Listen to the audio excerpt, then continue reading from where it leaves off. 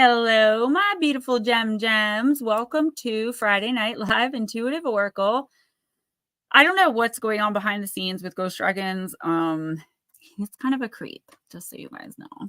I hope you all are doing well. I see some names that I haven't seen in quite a little bit. Darling Debbie, you had me laughing last night, girl. Just don't talk about anything we talked about. Miss Lotus, girl, if you fall asleep, it's okay. You're first anyway, so just let us know if you're still here. Deb, I missed you so much. I can't wait to connect. Blue Crossroads in the house. Miss Batmom, I hope your internet stays up. But what we can do is we can do you second, okay? And hopefully you're still here. Raymond, Melissa, Nicole, you had me dying last night. Miss Paranormal Pixie, what is up, sweet woman? I was going to say sweet girl, and then sweet woman just didn't sound the same. What is up, sweetie? Slow motion, Nicole Perrone, Richard Elmore, Behild, Mike J. Guys, I am so upset. I am 0 for 3 with wigs this week. 3 wigs, not a single one looked good. And then I got this one that I tried on that I think is going to look good once I, put some makeup on and put it on. It's got the bangs. It's got the little highlights, but I'm not really sure about that one. And from now on, I'm just ordering from this company because the rest of them, no. Oh, Jerome in the house. That's so funny because I was just thinking of you today. Why was I thinking of you today, Jerome? Oh, because my 5-year-old was asking me if I knew anyone who knew how to play Fortnite. And I'm thinking, Jerome knows how, but I'm certainly not going to ask him. I know, Jerome, that you have work and stuff, so we're going to get you in right away, too. It is so good to see you. Back in the office on the 29th. Lots of amazing, amazing things. I would love to chat. I can text you when I'm there. That would be so cool. Luisa's life. Mark Hall said, what is up? Thank you, Raymond. Yeah, it's so funny because you're the one I thought of. It was like 3 hours ago, and here you are. Miss Pixie, I didn't see. It's always so nice to see you, Jerome. It really is. You have one what? I don't know if I think I missed something, Miss Pixie, in my jibber jabber here. So I'll bring in the man of the hour. We will get Lotus Girl, Batmom, and Jerome read because some are falling asleep, some are losing internet, and some have other things to do. But I'm so happy you're here. That is so cool. That is so synchronistic that you popped in tonight. Hello, everybody. I'm crooked. So, Jerome, I went to Power Unity 2 weekends ago with Ghost Dragons here, my mom and my sister, and I got to meet the Ghost Brothers and Dave Schrader, and I can't wait to tell you all about it. It was so cool, and I got an opportunity to speak at a haunted bed and breakfast next July, and I may be speaking or doing something at Power Unity next year. And Edna, what's up? Yes, Miss Louisa, so good to see you. Dr. J, thank you so much. I handed in the 4th book and things are just going really well. And no slip-ups. So recovery is possible. And I do always tell people that it's possible.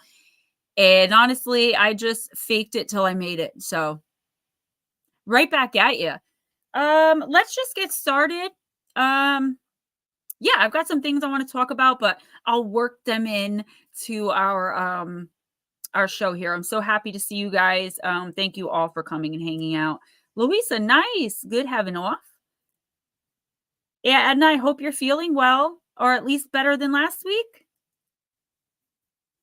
All right, Miss Lotus Girl, I'm going to start with you, and I'm going to do the Deep, Dark, and Dangerous, the Blue Crossroads deck.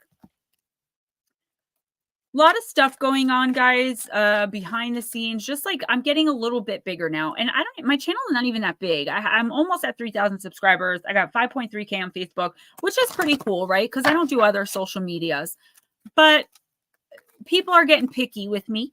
So one of the things we're going to talk about tonight. What's up, Cowie? is the fact that like past lives, people don't like my use of the term past lives. And I kind of understand why. So past lives, future lives, we know all lives are happening right now because time isn't linear, right? I just want to clarify something. Louisa, I will be checking them on Sunday. It's not so much that it's a past life. Just think of your soul as one eternal being. Think about when you're born, you're an infant. Then when you're a toddler, you learn to crawl and walk. Then when you're 5 years old, you go to kindergarten. Then when you're 13, you start maybe going through puberty. Those stages of this life, each one of our individual lives are the stages of our soul's life. We have one eternal life. So past lives are like, you know, your infancy, learning to walk, learning to crawl. It is one life. You know what I'm saying? And Paranormal Pixie, you are absolutely right. If they don't like it, they don't have to listen. But you and I know that people are not mature like that, and they love picking on me. And I'm okay with it. Yeah, so darling Deb, it is a past life, but it's like I said, it's like one eternal life. So it's like different phases of our soul's life, each lifetime. So that's why like past life regressions, a lot of people go in so quick. If you tell a child who's like under the age of 4 to tell me who you were before you were Joey, they'll probably tell you a story of something that is more than likely true. I was going to say trolls be trolling. Send me a short baby. Oh my gosh, no. All right, Miss Lotus Girl, I already pulled it. It's Skyla, the card of resilience, and you are nothing if not resilient, girl. So this is the perfect card for you. Bat Mom, Jerome, hang out because you guys are next, but you know I got to gip gab a little bit. Card number 8. So yeah, guys, the Black Eyed Kid book is in. I cannot wait to do the cover for it. I got to think of something cool though, because everyone that does Black Eyed Kid books has someone looking through a peephole at black eyes at their door. Like I want to do something different. All right.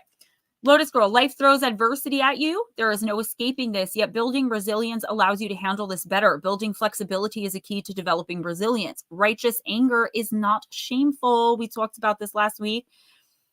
Sometimes you get caught between a rock and a hard place. You need to make a decision between two poor outcomes to get where you need to go. Smoochie, that's your grandson. I'm not surprised.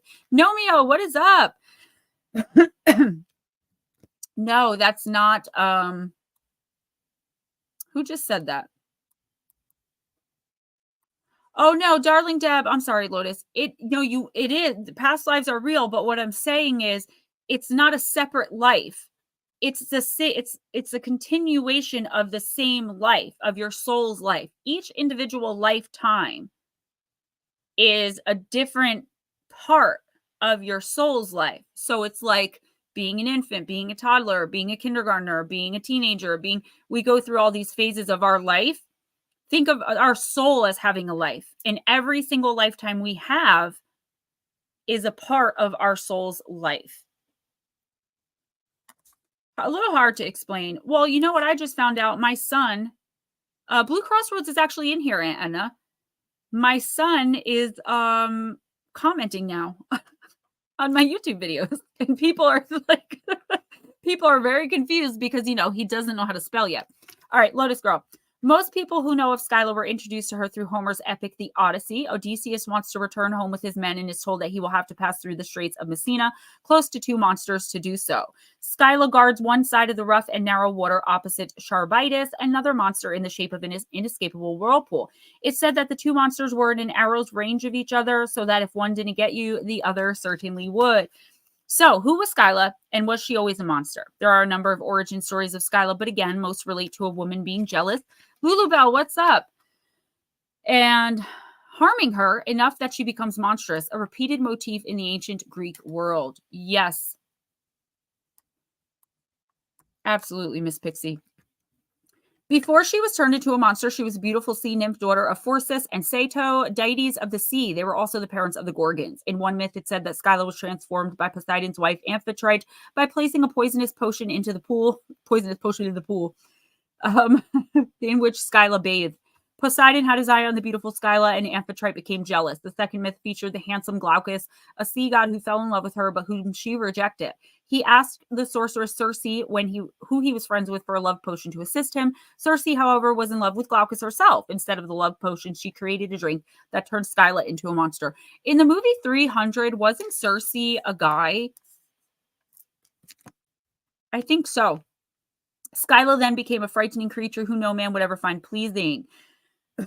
She developed 6 heads on long snake-like necks, and each of these heads held a mouth with razor-sharp shark-like teeth. Her legs were girdled by savage dogs, and she no longer had a human voice but made the baying sounds of hounds. She had a half-crab shell that stuck out of the black cave, and tumbled rocks she was perched upon. Odysseus asked the advice of Circe about the best way to pass the monsters and survive. Circe advised that both monsters were terrible and that loss of life would happen, but it was better to get closer to Scylla and lose a few men than to lose everyone in the ship to the whirlpool of Charybdis. Homer writes of Scylla in Circe's voice, no crew can boast that they ever sailed their ship past Scylla unscathed. Scylla was born for death. She is a thing of terror, infractable, ferocious, and impossible to fight. Odysseus was literally caught between a rock and a hard place, yet decided that battling Scylla would be preferable. He and his crew sailed to the strait where Scylla and Charybdis were and knew that death was near.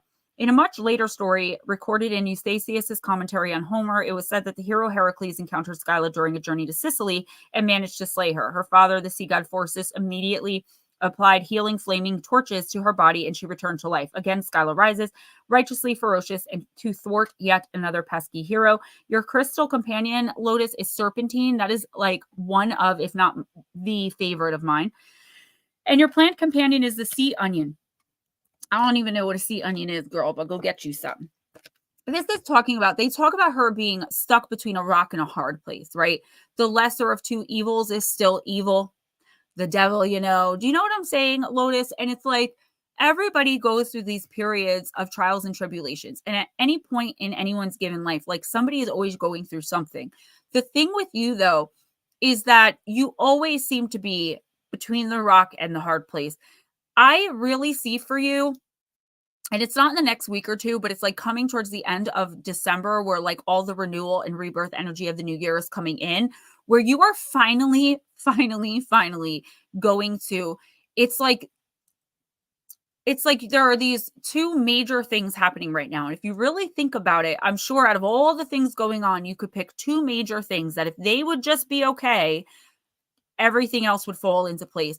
And that's exactly what's happening. Your boat, your ship is coming up against these 2 things. You have to deal with one or the other, or else fall victim to both, right? I feel like if you can just stand strong a little bit longer, you are resilient, you will snap back. You got this.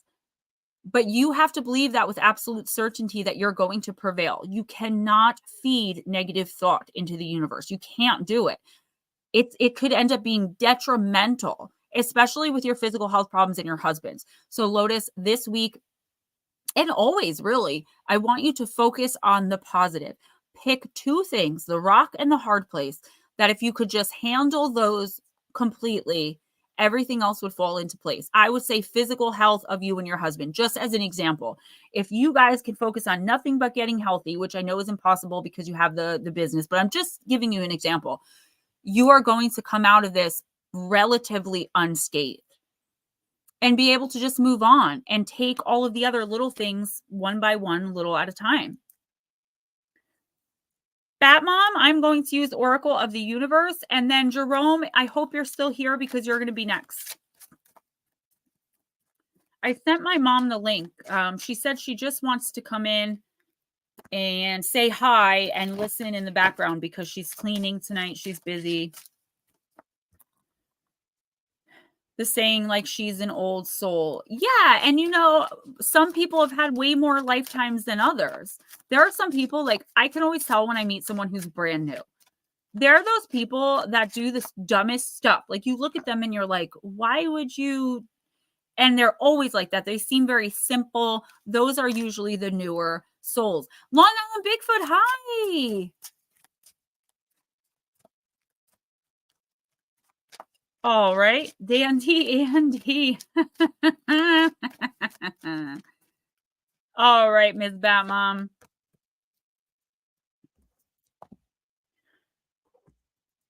Blue Snowball, card number 40. It is a nebula, and it's the card of patience.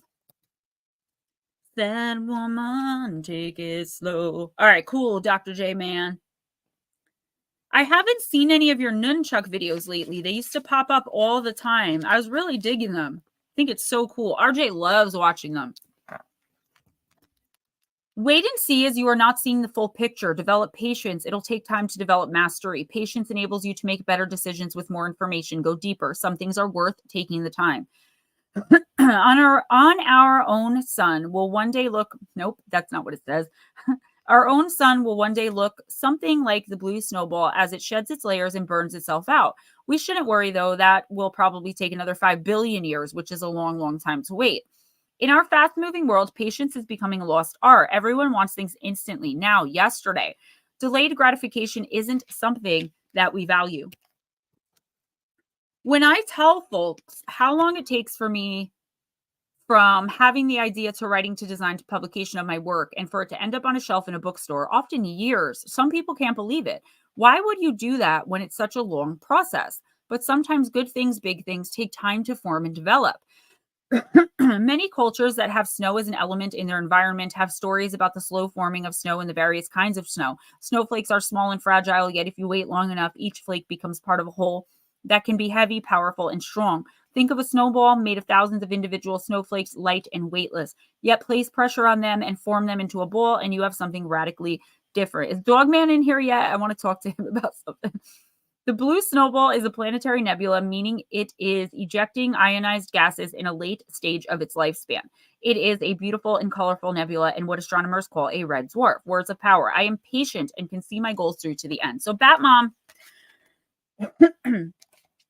obviously, I mean, stating the obvious, Gemma, this card is about patience, right? It's about letting something sitting with something for a while. And I do get the impression that this is an action to take. It's not like you're waiting on someone to do something. It's like you're waiting to do something. When can I finally speak my mind about this? When can I, I feel like you're just waiting to do something. Like you see something is wrong somewhere. Okay. And it could be something with you. And I see a lot of heavy procrastination, which is making you impatient. But the fact of the matter is, I feel like from what your spirit team is showing me and what I'm feeling from the universe, Batmom, whether you realize it or not, you're the one that's the reason for the delay. So it's like you have total control, or at least the majority of control of whatever this is. Okay. But you're procrastinating, but then getting impatient when things aren't happening quick enough. Take your time, slow down, really think things through, have a long-term plan. Okay, short-term goals are great. We can accomplish them quickly and move forward. I feel like what the universe wants you to do in the next week or two is create a long-term plan or goal and then take little baby steps towards achieving it. You have to somehow find your focus and not procrastinate and not dwell on the negativity of what if this goes wrong? What if that goes wrong? Well, what if it does? But what if it goes right too? And I feel like you just have to, and I'm not saying it's easy. I'm not like, oh, all you have to do is this. But you have to shift your perception from negative to positive. Okay, no matter what the situation is, you have to feed positivity into the universe concerning your situation. If you feel like the time to act is now, act now. But I would caution you to take at least a couple of weeks to think things through so that nothing ends up blowing up in your face, if that makes sense. Vixen Doe, I don't remember if I said hi to you or not, but hello if I didn't. So Jerome, I'm gonna use the Vampire Oracle for you.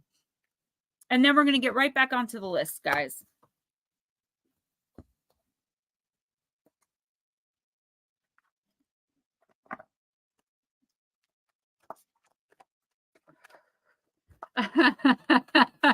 Extended cab, huh? So my son went on my YouTube videos and he doesn't know how to spell or anything. He's just learning letters. And he starts talking to like leave comments. So he's randomly leaving comments asking people like, do you like cake or cupcakes? Because he's just trying to converse with people so he can feel like a big guy. I didn't know he was doing this till tonight. It was brought to my attention. So I am going to fix it and I am going to take his name off. But apparently Dogman thought that my son was like some weirdo trying to hit on Ghost Dragon. So I'm waiting to No, he asked Dogman if he liked cake and cupcake, and poor Dogman was like, "No, I'm not. We're not." You know, you could tell he was like, "Who is this?" So I said, "I think I know you. Hi, But you got to I remember, like he cake can't and read. cupcakes." He can't read. I know. He's using voice text. I know he is. So I hope Dogman comes in and I can explain the situation a little bit. Okay, so Jerome, you have her last day in the light. Long Island Bigfoot loves this story. Unexpected endings, surprise changes, and sudden shifts. And it is card number 10.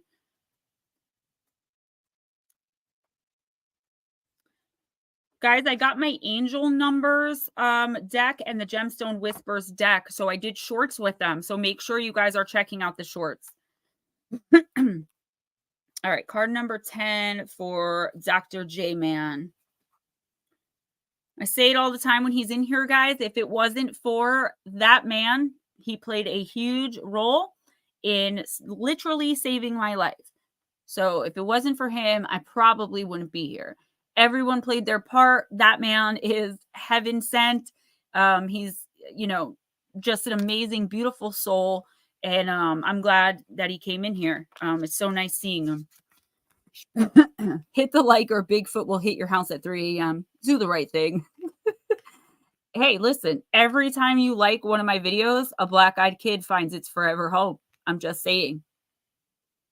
Yeah, I did, Dr. J, but you definitely kept me I would say stable. You definitely kept me stable during that time. And you know, I'll be forever grateful to you. All right, here we go. What, you may wonder, is this angel so clearly defined by daylight doing here amidst we ones who walk the dark path and who are committed to assisting you to understand your blessings and enrich the great wonder of the human life you have been given? She's here, for she is about to become one of us, and this image depicts her last day amidst those who walk under daylight. There are many times in your human life when you walk for the last time in a circumstance or situation which you take very much for granted, but we are here to share with you both news, both good and bad. The news that a time is coming to an end and a great source of security may be about to finish for you, and it will soon be your turn to have a hardship that only you can bear and become heroic for the undertaking. There's no cause for you to fear, though being human, you will fear. It is time to understand more of what you have avoided and what circumstance soon to come to you will teach you. You'll not lose anything that you can't bear, although it's a sacrifice and it shall be difficult, and at times you'll struggle. But this ending must take place for you to come to even greater illumination at a later time. And for the angelic nature within you to grow, you must endure something that will temper you as the finest sword of the Archangel Michael. You will become again one who walks in the miracle of the light, of color, of the creatures who live amongst the rays of light that stream from the noble sun. But soon you will go into the night of your soul, and you will confront parts of yourself that cannot be seen by the light of the sun. They can only be found as they may shine in the dark. So soon shine, but shine in the dark time. You will have courage, and you will return one day to the song of the birds, to the hope of the robin, to the faith you have lost for a time. It'll be yours again. And if you are already within this dark time, Mr. Jerome, and this card emerges, then soon you will walk into the light again. You will emerge, and all about you will be the miracle of day, of light after the great darkness. So the blessing of this card: prepare for change. If you are currently in the darkness, meaning the dark night of the soul, and the soul is weary and aching, take hope, as you will soon emerge into the light again, a risen one, and the miracle of life, even if the past lies in ruins behind you, will be the greatest blessing for you to behold. Behold, and the simplest of companions of the day will bring you the greatest of joys. Curse, being unprepared for change means we can be shocked and disrupted by the unexpected, but this is also a great time to test your skills and your beliefs. You'll be able to handle this change and move through it with grace, no matter how difficult it may seem. You guys are so sweet. Thank you. Working with this card, know that change is a healthy part of life, and even the most difficult and harsh shifts in our lives can create the perfect conditions for our own development in transformation. So Jerome, I don't know if you're going through a dark night of the soul or if there's one coming in. Another card flew out while I was shuffling. This one is the one I pulled, and then I saw this one, transgression, right? So flaws, contradictions, mistakes. Something could be going on because of a mistake. I see them that either you made or someone else made. And I feel like there's disappointment right now in your life, or there will be in the next week or two. But if you really think about it, Jerome, this disappointment is only the only thing to blame for this is your own expectation. And I know that sounds kind of cliche, but that's like the message that's channeling in. It's like, you know, that something has to end, or you know that you have to change something, right? And I don't feel like this is a little thing. I feel like this is a major pivotal moment in your life. Your chart that you wrote for yourself to walk through this lifetime, you're coming into alignment with it. And something, a tower moment, like from tarot, where everything just crumbles to pieces and you have to choose between jumping to your death or burning up in the tower. Again, it's a rock in the hard place type of thing.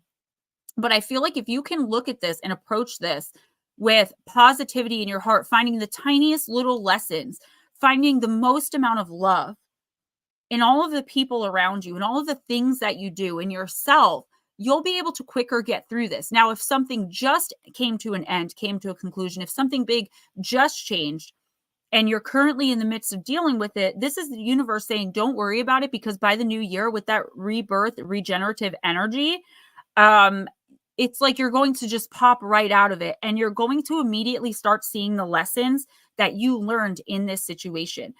The thing of it is, what I want you to take from this is that whatever this is, whether you know what it is already or whether it's about to come in the next week or two, and I guarantee you it will, I'll see you if you're there on the 29th, that nothing is going to stop this from happening, right? This change is happening. It's meant to be, it's supposed to happen. So even if you delay it for a little bit, it's only delaying the inevitable. So please come to terms with whatever this is. And if you already have come to terms with it, start trying to find the lessons in it, because the minute you start learning those lessons, the minute you can start moving out of the darkness, and the universe will reward you, because these are soul lessons in this situation. It was heavy, it was hard, it was dark, it seemed impossible. That means your soul will ascend, your spirit will transcend and ascend as you move through this. This is a major pivotal moment in your life that you contracted to be there so that you can learn X, Y, and Z lesson. The quicker you learn them, the quicker you can move out of it. This cannot be stopped. It's going to happen one way or another. Who's next? Eris. Anyone else I didn't see? Hello, Eris. Oh, Dogman. Dogman's here. You better say something to the poor guy. So, Dogman, I just found this out tonight, but it's funny. So I was just telling everybody else, oh, is it really? Oh, I'm so glad. I was like, I hope he understands what I'm saying here. Listen, just be awesomely you. You got this. You know how to meditate. You know how to focus. You help so many people, Jerome. Like, you are literally helping to save lives. So look inside of yourself and give yourself that energy. Give yourself that same patience, that same kindness, that same understanding, that same love. Whether you made a mistake, someone else made a mistake, whether you saw this coming or you didn't, give yourself the same common courtesies and decency that you give everybody else that you meet. Give yourself that same chance. Right back at you. I'll text you on the 29th. And if you're around and you're not busy, I'll come in and say hi for a couple minutes, because I've got big news. Oh, nice. Thank you. That definitely is a blessing. Thank you so much. I appreciate you so much. Dogman, I wanted to say this. I said it right before you came in. Oh, Stoddard, thank you so much. You guys are so sweet. Thank you. Spencer Stoddard, what's cooking? Okay, so I'm gonna get back to the readings, but I need to tell Dogman this. So apparently, under one of my comment sections, somebody was asking you if you like cake or cupcakes, and it was weird. Do you remember that happening? Who's next, by the way? Blue Crossroads.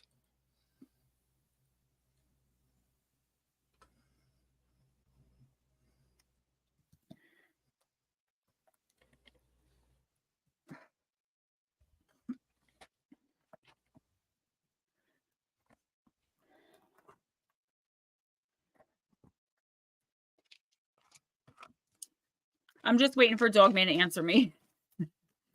Do you remember my comment section, someone asking if you like cake or cupcakes? And it was weird. It was like random and out of nowhere.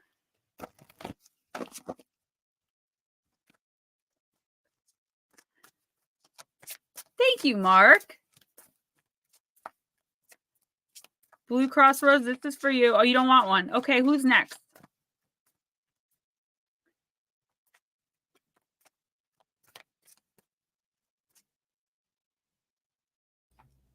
Darling Deb. Sorry about that. That's okay. We're going to use Healing Heart. Maybe Dogman fell asleep. Oh, channel members. I got the first script written for your guys' first. I don't understand what's happening right now. Oh, you can wait. No. Let me read for you. Because I've actually pulled this deck for you. Stoddard, thank you so much. I definitely do appreciate that. And I appreciate you showing up. I know you're a newer name, and I always love the new people that come in, and you guys keep coming back, and it makes me feel like I'm actually doing something with my life. So thank you. I really do appreciate that, and it really does help me. Deb, yes, I'm going to take care of that. I was waiting for Dogman, but I think he might have popped out for a few minutes. He'll be back. So a rotten kitten. Gemma, the rotten kitten. All right, so Nomeo, you've got to go soon too. Okay. Yeah, guys, make sure you let us know. Like, I know slow motion. Slow motion has to go. Thank you, Miss Pixie. Welcome all the newcomers. So Blue Crossroads, this is you. Yeah, channel members is you pay $4.99 a month, and I send out like extras and things like that. So I'll be doing extra videos, extra shorts, probably extra goofball stuff. And I'll probably be giving some stuff away at some point too. Nobody's purchasing readings, so I may give these boxes, like pick channel members and send them out. Do it that way. But it's just extra about my channel. So something new I started. I'm trying to get a Gemma Jade emoji, but I'm having issues with it. It's like not working. Like I'm putting my picture there, but it's just not working. Blue Crossroads, you got Intuitive Heart. Card number 31. It says, step into your true destiny. I don't use these cards that often, so. Dear Heart, I know you are constantly receiving intuitive hunches about the most important steps I need to take in my life journey. I'm sorry that I often ignore you and allow my head to rule. I'm ready to start listening to you, even though it terrifies me. So this would be you talking to your own hearts. Yes, that's the star. Please unite me with my divine essence and act as a channel that allows me to feel aliveness and a connection with love and the source of life. I am willing to follow your guidance and step into my true destiny. I am now strong enough to hear the truth and follow it, even if it's not what I want to hear. So please, dear heart, do not hold back. I know that the time for honesty and change is now. Mommy dearest in the house. So, oh, thank you, Miss Pixie. I like that, doing big things. I didn't even know you guys can do that. That's so cool. So Blue Crossroads, this card is talking about honesty, integrity, right? Always acting with integrity, always being honest about our feelings, about what we're doing. I feel like in this day and age, there are so many people who we put our trust into that we actually can't trust, that do things behind our back, that, they think they're doing it, they think they know what's better for us than we do. And instead of talking to us about it, they do all these weird things that ends up foiling a relationship. And I feel like you could have someone like that in your midst. Like they're keeping something from you because they feel like they're protecting you, right? This is you telling your heart that you want to connect with it so it can reach out and connect with others. And there can be honesty and integrity and love throughout all of your relationships. So you don't have to worry about having any of this sneaky background stuff going on. So you know that people are always going to be honest with you. You're not going to have to second guess.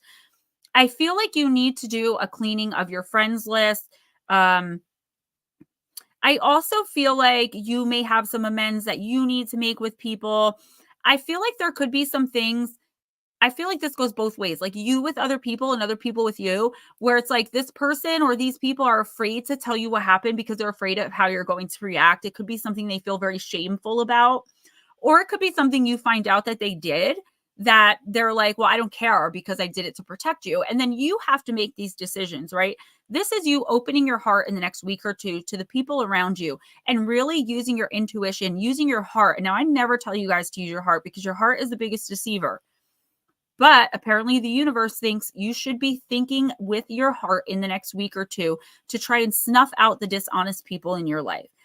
Always acting in integrity with loyalty so that you don't ever have to worry of being accused, and so that you never have to be the accuser because you totally and completely trust the people around you, that they're capable of managing their own lives, that they're capable of being honest with you and acting with integrity towards you as well. So this is about opening your heart and reaching it out in kindness and with love and in all honesty to the people around you. Miss Lara, thank you so much for that. That is awesome. So my mom did tell me that she is busy with some stuff in the house, putting some stuff together like for Christmas and stuff. So she was going to come in and say hi. And if anyone spoke to her and she didn't respond, that was why, because she's only listening in the background. Oh, you are in town. Okay, good. Slow motion, let us know before you leave as well. Let's do Darling Deb.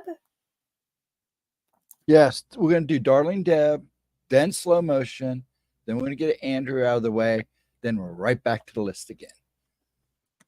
No, Andrew said he's good. I thought he had said he had to leave. Okay. But cool. Thank you for that. Yes. Then after Darling Deb will be slow motion, then Raymond. Mom, I know. Oh, she said hello, Stephen. I was going to say, Mom. I know you don't feel like responding, but I really miss you. I really do. This is the longest I've been without seeing my mom in probably like 2.5 years. And it's only been like 5 weeks, but it's a long time. No, it hasn't even been that long. 2 weeks. Yeah. But it's been like 5 weeks since I've been to her house. She's all right. Miss Deb, I'm using which? Woman in total control of herself. Siren of Surrender, card number 29.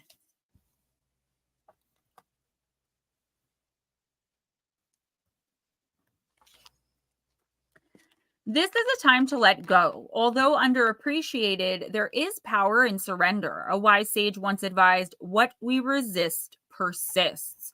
While you may not yet see a new way to go, the old way is closed. Stop banging your head and hands on the door that refuses to open. If it doesn't open, it's not your door. This is a moment to acknowledge what isn't working and what alternatives are not yet clear, and surrender to that wide open field of unknowing. A woman in total control of herself understands there will be times when further action is wasted. Like I said, guys, if she doesn't say hi to everyone, it's not that she's being rude. It's that she just wanted to pop in and run off doing something. So, you know, she loves you guys. She actually called me to tell me that before stream. I hope they don't get mad. I was like, it's okay. Exerting more effort is futile as it's only bringing frustration and discouragement. She knows that while society would encourage her to keep pushing, applauding her, she battles and bruises her way through the path. This is a patriarchal paradigm whose time has ended. Instead, she embraces flow, trusting when it leads her to a dead end that there's another way and it'll open when it's ready. Deb, the days of white knuckles resiliency are over. Everything is happening for you, not to you. So let go of your original expectation and let yourself experience the generosity of flow. Yeah. So darling Deb, this is a good card if you know how to look at it, right? Because some people will hear this card and they'll think, oh my gosh, like with Jerome's card, like something major is coming to an end. This isn't really that. It's that you feel the time has come for an ending. And no matter how scary that may be to you, no matter how scary that may seem to you, there's something in your life that just isn't working. And I feel like you're trying to fit one of those round balls into a square peg or whatever whatever the saying is. Like you've been trying and trying to make whatever this is work, whatever this is fit. And how long are you going to continue to do that before you finally say, I give up on this. It's okay to give up. See, it's always like, oh, if you give up, you're a quitter. If you give up, you're a failure. No, sometimes you're actually a success when you give up, because that's what you're supposed to do. We are not charted to always win everything, right? We are not charted to succeed in every single thing that we set out to do. There's times when we just have to accept defeat. And darling Deb, there is a time like that either in your life right now or coming in the next, I would say the next 2 weeks through a month. There's something that you are finally just ready to throw in the towel. And I don't see this as like a major thing, like your marriage coming to an end or losing your job. I just see it as maybe like a dream that you've had of something you've always wanted to do, that you're finally like, you know what? I just don't see it happening. And maybe it's something, instead of you giving up on it, you're just putting it to the side for a little while, because it's definitely, if you don't know what it is, that means it's something that's coming in, right? So it's like something that's going to be like weighing on you. Like, how am I possibly going to get this done? How am I possibly going to do this? How am I possibly going to end this? Etc., etc., etc. The universe is saying, just do it. If it's a person, ghost them. You don't owe anyone closure. Okay. Especially if it's a situation where you've been trying and trying and trying. I feel like it's more of you giving up on an idea, or accepting that someone has walked away from you, or an opportunity has been taken from you, without bitterness, resentment, or anger. You're just like, well, that sucks. I'm over it. Time to move on to the next thing. It is. It's very exciting, because every time we clear something out of our lives like that, the universe immediately brings something so much better right in front of our face. We just have to have our eyes open so we can see it. Eris, exactly. Give up on things that have given up on you. And that goes for people as well. Let's get mom in at some, she'll not right this second, but like at some point soon. Okay, we can do that. Okay, let's go ahead and do slow motion. And then we'll do Raymond. And I'll get mom in here in a little bit. Okay, mom, if you're listening, hey, mom. You know, I gained 5-10 pounds after leaving your place, you know. She doesn't And want to Dad, have to respond, though. So I know, that's why I'm yelling at her. And Dad loved the meatloaf. oh gosh. She does make the best meatloaf. Mm-hmm. Yeah, darling Deb, I hope so. Like, I hope that you can look at whatever this is as a positive. Like, it's okay to be upset about it. Don't get me wrong. This isn't something we're going to be like, woo. But it's, I think at the end of the day, when you finally accept it, it's going to be such a relief. It's going to be like, okay, you know, like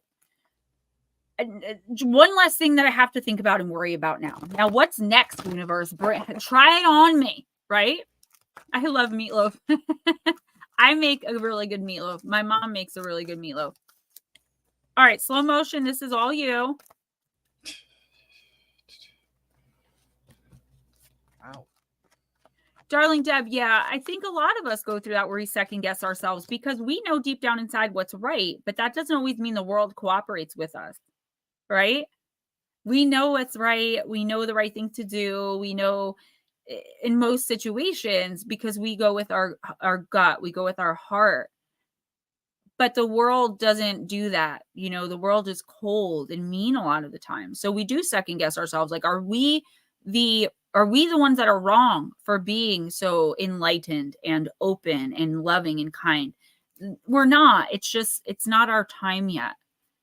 Luis, okay, hurry back. Now you got everyone talking about meatloaf. It never fails in my stream that we end up on food.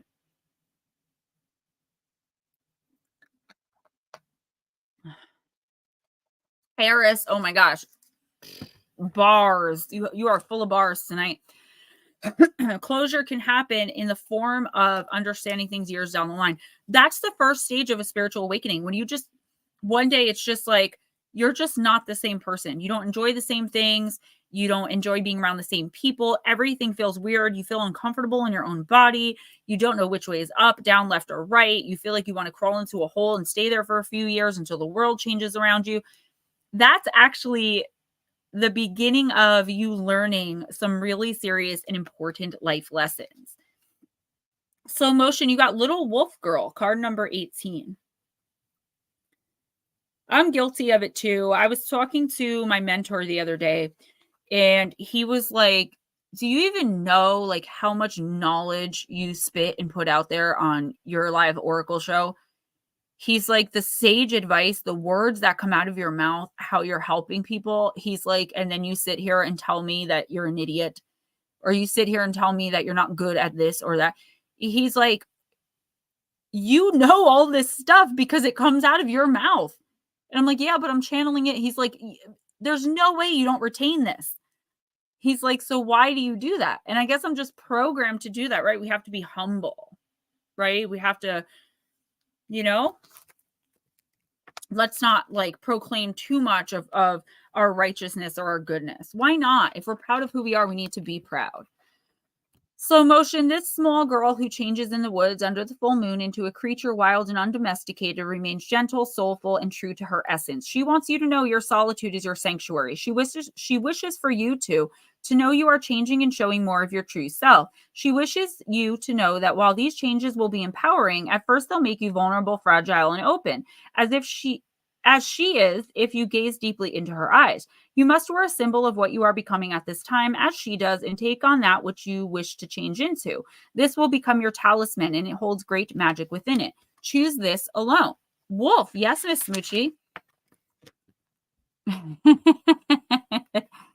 Little wolf girl speaks. I'm alone. This is a good thing. I'm not sorry for my solitude. I will defy boundaries, expectations, and the labels others wish to place on me. For this moment, I stand alone. I am by myself, and that's all right. I'm changing. By myself, I can change without influence. Perhaps you are changing too. You're like a tree or a snake, and you are shaking off the dusty, too tight skin of the past, of your exile from the world of nature, and most of all, of the words others have used to describe you. You are awakening from a prison of conditioning and thoughts and freeing yourself for a future of true, authentic, powerful, blissful, and sometimes testing times and lives. You're changing. Your new sensitivity will help many people connect more deeply to the physical world, which is continually feeding you with imagery, energy, and messages. But before you can achieve great things, you must change, even if the only change is to choose the courage to be alone. Divination, your changes are becoming conspicuous to others, so for now, be sure to keep the changes safe while you nurture them. Now is neither the right time to proclaim them loudly, nor is it the time to be purposefully mysterious. Welcome back, Louisa. It's always wise to allow them simply to happen. Some will notice and give their support. Others will notice and give their disapproval. You must learn to discern which advice is wise. Be not needful of approval and flattery or of condemnation against which to rebel. Just keep on being your true self and give yourself space and solitude. Allow the little wolf girl to show you how. Then you will know when your true self will be revealed. The changes you have made will, in time, seem so entirely natural, and those who are no longer meant to be in your life will depart. Don't worry, just keep on becoming and be for now in the best company of all, your own. Lived alone for years. Yeah, but what pet are you getting? Not a wolf, but a puppy, right? A dog, a canine.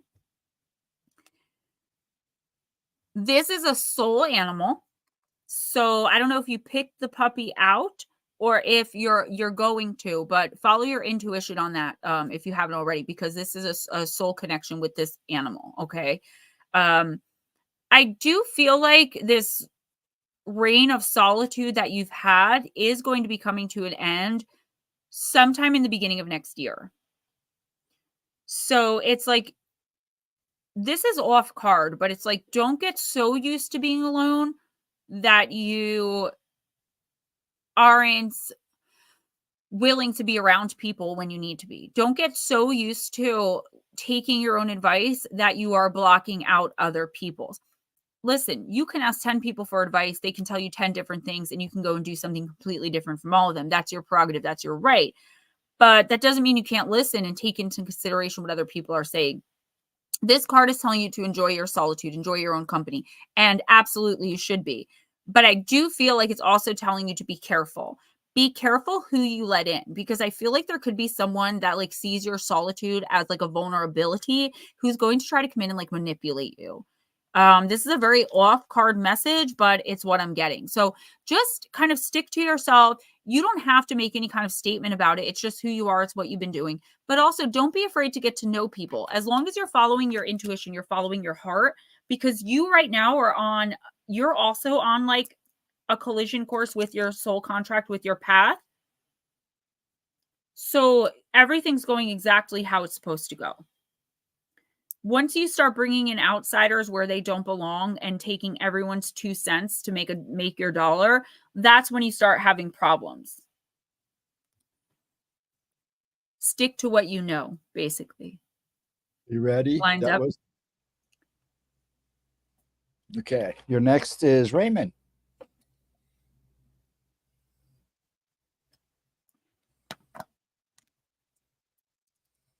Raymond, let's use the shadows and light.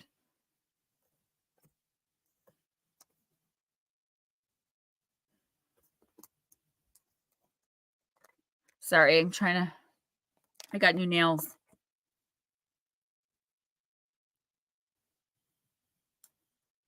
Thank you, Blue Crossroads. Yeah, I remember. And it's hard to. Yes, Damien, yes, you can. It's hard to take your own advice. You know what I'm saying? Even though it's not coming from me, and I know it's true. It's like I could see everybody else succeeding and rising and making the right decisions. But I always when it comes to me, I'm always like, well, this is just more comfortable. That's better. I don't want to step outside of my comfort zone. Ghost Dragons, let's get Connor in there too. Give her a chance, Andrew. What's up, Black Dragons? Even if I had a choice, Damien, I would still give Connor a reading. All right, this one's Raymond. Mommy's in here too. We got to get her in. All right. Raymond, winged seer. Don't fall. You see clearly, clairvoyance, card number 12. The winged seer is an oracle angel, a being who can see the weavings of energy and thus the way events are set to unfold if the current energies and paths are followed. She then sends you your messages clairvoyantly through your ability to see clearly, although your visions may seem anything but clear. As you grow to trust your own clear seeing moments, you will have brighter and brighter flashes of insight, and you'll be able to see exactly what's going on within a situation in a flash. The winged seer speaks to you. As so many people hide the truth, even from themselves, it can be hard to receive a visit from me because I'll help you see when someone is camouflaging and half-telling truths. And you'll also have insights that seem to come from supernatural sources. Guys, I already see a theme this week, right? Honesty, integrity. It is as if you have changed sight. You can see further, higher, and more deeply within. You will experience flashes of the future and sudden understandings of the past, and you'll be able to likely foretell outcomes. I am the eye of Ra, recreating your future, and the Adrinka, the protective eye that watches over you while you sleep. And if you follow through on what you now clearly see, there will be illumination, victory, and wisdom. Trust that sacred sight. Your clairvoyant ability is being enhanced by the winged seer. You may be able to tune in and quote unquote remote view, almost be able to see behind doors and into rooms and receive messages that let you know that someone is doing without you. I can't talk tonight. Receive images that let you know what someone is doing without you actually being there at the time. And all of these experiences will either empower or scare you. You have asked for more information, asked to discover what you need to know. Now that the information has come to you, you must be courageous and take action, Raymond, based on what you cannot logically explain. It's important now more than ever to be honest about what you can see, but most of all, to be honest with your own self. It looks like Ghost Dragons is wearing a witch's hat. It does. I didn't even notice that because of the background. All right, Raymond. So this is pretty self-explanatory. And I know this can be a really scary thing, but I do feel like you're activating, right? You're coming into these amazing abilities. And it may not be actually being able to see through doors, right? But connecting with other people's energy. So I always use Guy Bob. There's this guy Bob, and he's so amazing. And all of your friends love him. Right? He's the best guy. He'll give you the shirt off his back. But there's something about Bob that he didn't do anything to you. He didn't even say hi. But when you shook his hand, you were like, this guy's a fraud. I don't like him. He's a piece of poop. Poopily. Okay? I remembered that word. I make up my own words. So 3 weeks later, it turns out Guy Bob robbed all of your friends but you. And you knew it. And you tried to tell them, but they were like, oh, you're just jealous of Guy Bob. This is following your instinct and your intuition, to a very marked degree. going with your gut, right? Don't listen to the heart. The heart's the biggest deceiver. Your mind is just going to overanalyze, overthink, and rationalize everything, even things that should not or cannot be rationalized. Go with your first instinct every single time. Opportunities coming in, offerings of relationships, endings of experiences, all of these things that are contracted. I see a lot of people going in, your soul contract, you write it in the 5th dimension while you're still in spirit with your soul family. So those people are going to be your best friends, your lovers, your twin flame is a part of that, your parents, a lot of the time, your parents, not always, your children, your grandchildren, and you just write these people with them when they're going to come into your life, what they're going to teach you. This is a lot of people right now, especially in here, I see where like you guys are all coming to that path. You're in your contracts right now, and Raymond, you are contracted to be able to know more than you should at this moment, at least in the next week or two. So if you ask someone a question and their answer doesn't ring true, even if you don't 100% positively know the answer, if it doesn't ring true to you, that means they're lying. You have to accept things at face value. It's kind of like if someone shows you who they are, believe them. In the next week or two, I feel like important information is going to be coming in for you, but you have to trust it at face value. Take it for what it is and what it means to you, not what everyone else is telling you. If someone tells you the sky is blue and you feel like the sky is not going to be blue today, it's going to be orange, it's 100% sure that the sky will be orange that day. That is how on point your intuition is in the next 2 weeks. Who's next? Melissa Nicole.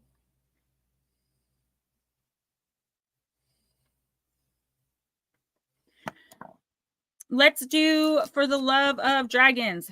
So we got Melissa Nicole. Oh, thanks. Melissa Nicole, Nicole Perone, Paranormal Pixie, Mom, Damien, and Connor. So you guys stick around. Pan of meatloaf for meatloaf night. You're welcome, Raymond. Let me know how that goes, by the way. That's exciting because you can be coming into abilities. Yeah, Mom, he's coming up. He's coming up in 1, 2. He's 3. He's got to wait for this one and 2 more.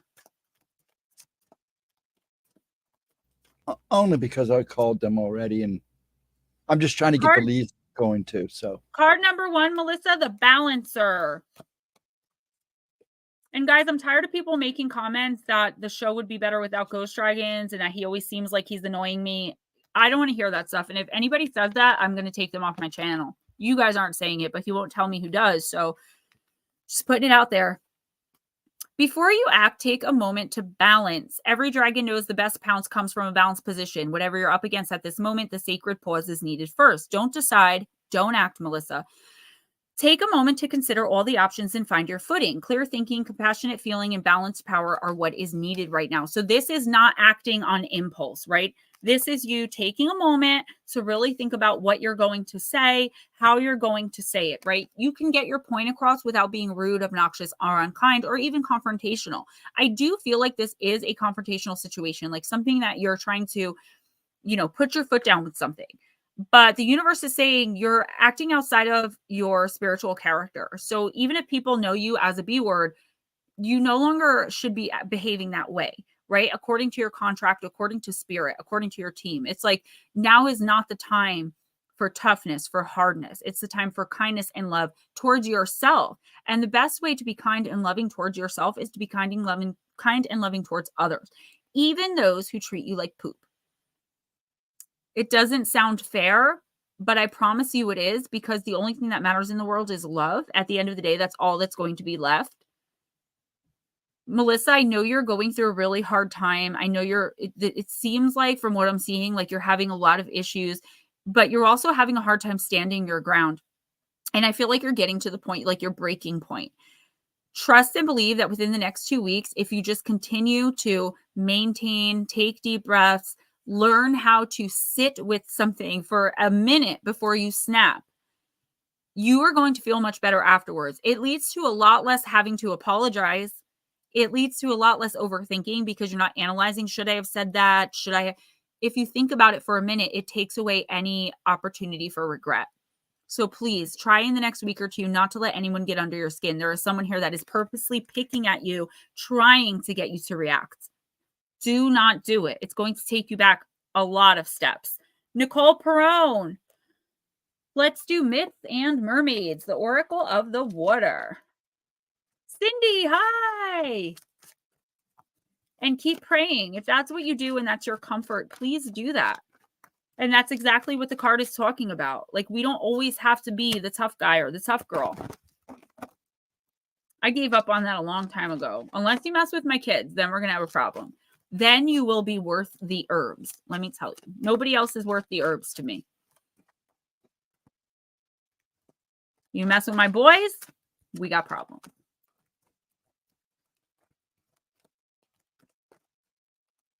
All right. Nicole, you got Flying Fish in the shadow position, and it's card number 11. You're welcome. You the best. So, guys, I'm only a few away from 3,000 subs.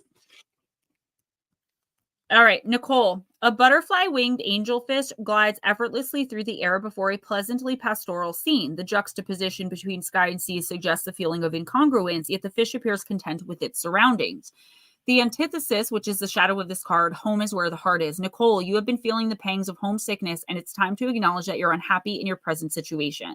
Maybe it was fun and exciting to get outside of the rut, but now you're longing for the familiar, and the time is right to return to where you are the most comfortable. So this doesn't have to be about like literally going home, right? You are missing something from your life. You're missing someone. I do feel like you could feel like, or you could be starting to understand that you made a mistake. You made the wrong choice somewhere down the line, whether it be a long time ago or very recently. I know we made a lot of mistakes as human beings. It's what we do. But this is one thing. You're either missing a person, you're missing, like a part of your life, like, you know, you're missing your being in your 20s or something. Like there is something here that you are really homesick and heartsick for. And at the end of the day, it could be your actual home, right? The universe is saying, if there's no way to reconcile yourself with this person to get back to that place, obviously we can't, as of yet, go back in time to our 20s, right? What you can do is learn radical acceptance of that. Learn to be radically present in the present moment, right? Being present in the present. Sometimes it's really hard. We zone out when people are talking to us. People, you know, I always say, if I say that's crazy twice, wrap up your conversation. Like I am no longer listening, and I don't do it on purpose. It's just sometimes it's human nature. I feel like you're overwhelming yourself, or you will be in the next week or two, with constant what ifs, what ifs, what ifs. And it's kind of like the universe is saying, well, even the things that you can't completely fix, like you can't bring someone back from the dead. You can't, you know, if you rented an apartment, you can't just say, okay, I'm moving back in now, 25 years later. But you can make the most of what you have now, and you can make peace with what and or whoever it is that you're missing. Okay. So you can still miss them, but not to the point where you're longing. And I feel like you're the only one that knows how you're going to be able to get from point A to point B, whether it be prayer, meditation, just telling yourself out loud every day, like, I do miss that part of my life, but X, Y, and Z are why I'm happy to be here right now. I do miss that person, but if it weren't for not being around them, I wouldn't have X, Y, Z. You have to learn those lessons so you can spiritually ascend, but also so you can give your heart and mind a break. A lot of overthinking, a lot of heartache. You have to move on from what and or whoever this is. It's not coming back. They're not coming back. I know that sounds harsh. That's what I'm hearing. Who's next? Pixie, then we'll do Connor. Okay, we'll do Connor first, and then we'll do Mom and Damien. Okay, that's fine. Well, Mom said, can you do Connor? So we're gonna yeah. I said no, that was fine. That was fine. I have it listed backwards, but that's fine because they're all together anyway. So Pixie, I'm using Della Nuit. His hands are full with Melissa Nicole. Raymond, and that's what I keep saying. Like, I learned, well, I actually didn't learn it a long time ago. I learned very recently that I don't even want to give them attention anymore. And there are a lot of people hating on me right now or that are being messed up that forget what I do for a living and who I am as a human being. That like, even if I don't call you out on it, I always play the fool to fool the fool that thinks they're fooling me. And I do it all the time to many people. Because it's just not worth the confrontation to me. I think it's funny that people walk around doing things, saying things, you know, saying what they think about me behind my back, and they think that I have no idea. I'm just innocent little Gemma, fluttering around in my world of not knowing. Dude, I'm a psychic knower. I'm a seer. All right, Miss Lara. The Princess and the Pea, card number 14. Connor, you're next, sweetie. Just let me know you're still here. Lara, there was a prince who only wanted to marry a true princess with royal manners. I showed up at his castle on a stormy night. The prince's mother decided to test me. She placed a pea in my bed under 20 mattresses. In the morning, my back hurt badly because of this pea. This sensitivity proved the prince that I was a true princess. So we married, and the pea was placed in a museum. Do what the prince did and never go for second best, Lara. Only the very best is to be searched for. Don't apologize for being demanding. Don't let them convince you that your wish is impossible or won't happen. You know exactly what you want, and you know exactly why and how, so be it. Sometime soon, the exact thing you're looking for will appear as perfectly as hoped for, and it will win all the tests handily, so keep asking for the best. I got you. Okay, Damien. Hi, CJP. What's up? Welcome. Damien, I see you. So Miss Pixie, this is talking about not settling, right? I feel like there's something you've been working towards, and we talk about this all the time in your readings. All right. It's like, you are after something. You have a specific goal in mind. I feel like there's a part of you that thinks, and it's because of this dang voice I'm always hearing yip yapping in your ear. You think, well, who am I to expect something like that? You know, and you can't think like that. The universe wants you to stop thinking like that. You still haven't stopped, because if you have, it wouldn't be coming up. Only the best. So when an opportunity that you're not really sure about comes in the next week or two, and it will, if you think for a minute, well, it's not exactly what I wanted, but it's better than nothing. Don't take that, because the opportunity, exactly as you've worked towards it, exactly how you see it being, is coming. It's coming to fruition. It is slowly, I just see it like this, weaving and wobbling and making its way towards you. Okay. It's coming. Be patient. What is it waiting for? For you to accept that you deserve it, to accept that it was meant to be yours, and to accept that you have worked dang hard for it. You don't need to settle for the next best opportunity, because the cream of the crop for you is coming. It's just going to take a little longer, because the universe wants to see that confidence up. All right, let's see. What do I want to do for Connor Boy? Let's do Smooch. Smoochie's always talking about how handsome Damien is. I don't know how these two boys, Damien and Connor, like, I know why they don't go out, because they would literally be attacked by women. They are just, I'm sorry, one of them's my son, yes. Maybe I'm a little biased, but I don't think so. They are gorgeous. They are gorgeous kids. I mean, you know, for Gen Zers. Hey, Pine Island. Gemma's baby cutie pie. I knew you were going to start hating on him. Settle down, Smoochie. Where is Dogman, though? I want to tell him that he was... All right. Connor, this is for you, honey. I'm using the Wonderland Oracle. You got to okay, remember. Miss Dixie, I was planning on watching that tomorrow night at my bedtime. So I can talk to you Sunday. That would be great, because that's like when I get my day off, kind of. I also need to talk to you about something seriously important that's going on behind the scenes here. So I think you need to be in on this. All right, Connor. Oh, and you got to remember, Dogman is across the sea. Yeah. He might have gone to bed early. We'll see if he pops back in. I'll go in the comments if not. They're home too. I just heard them come in.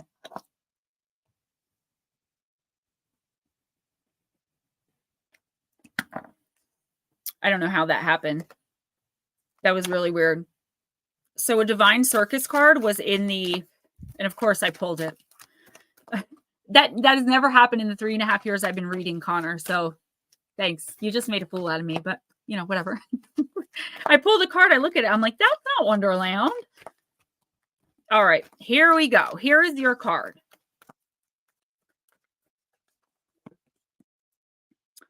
Card number 42, the card of mortality. Life is brief, bright, beautiful, and yours to live.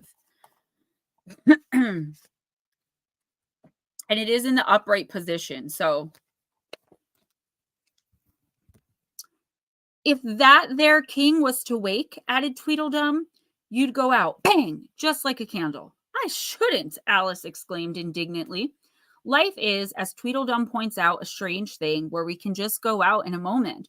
None of us knows how long we have, and no matter what we believe or tell ourselves, we are all mortal in this form.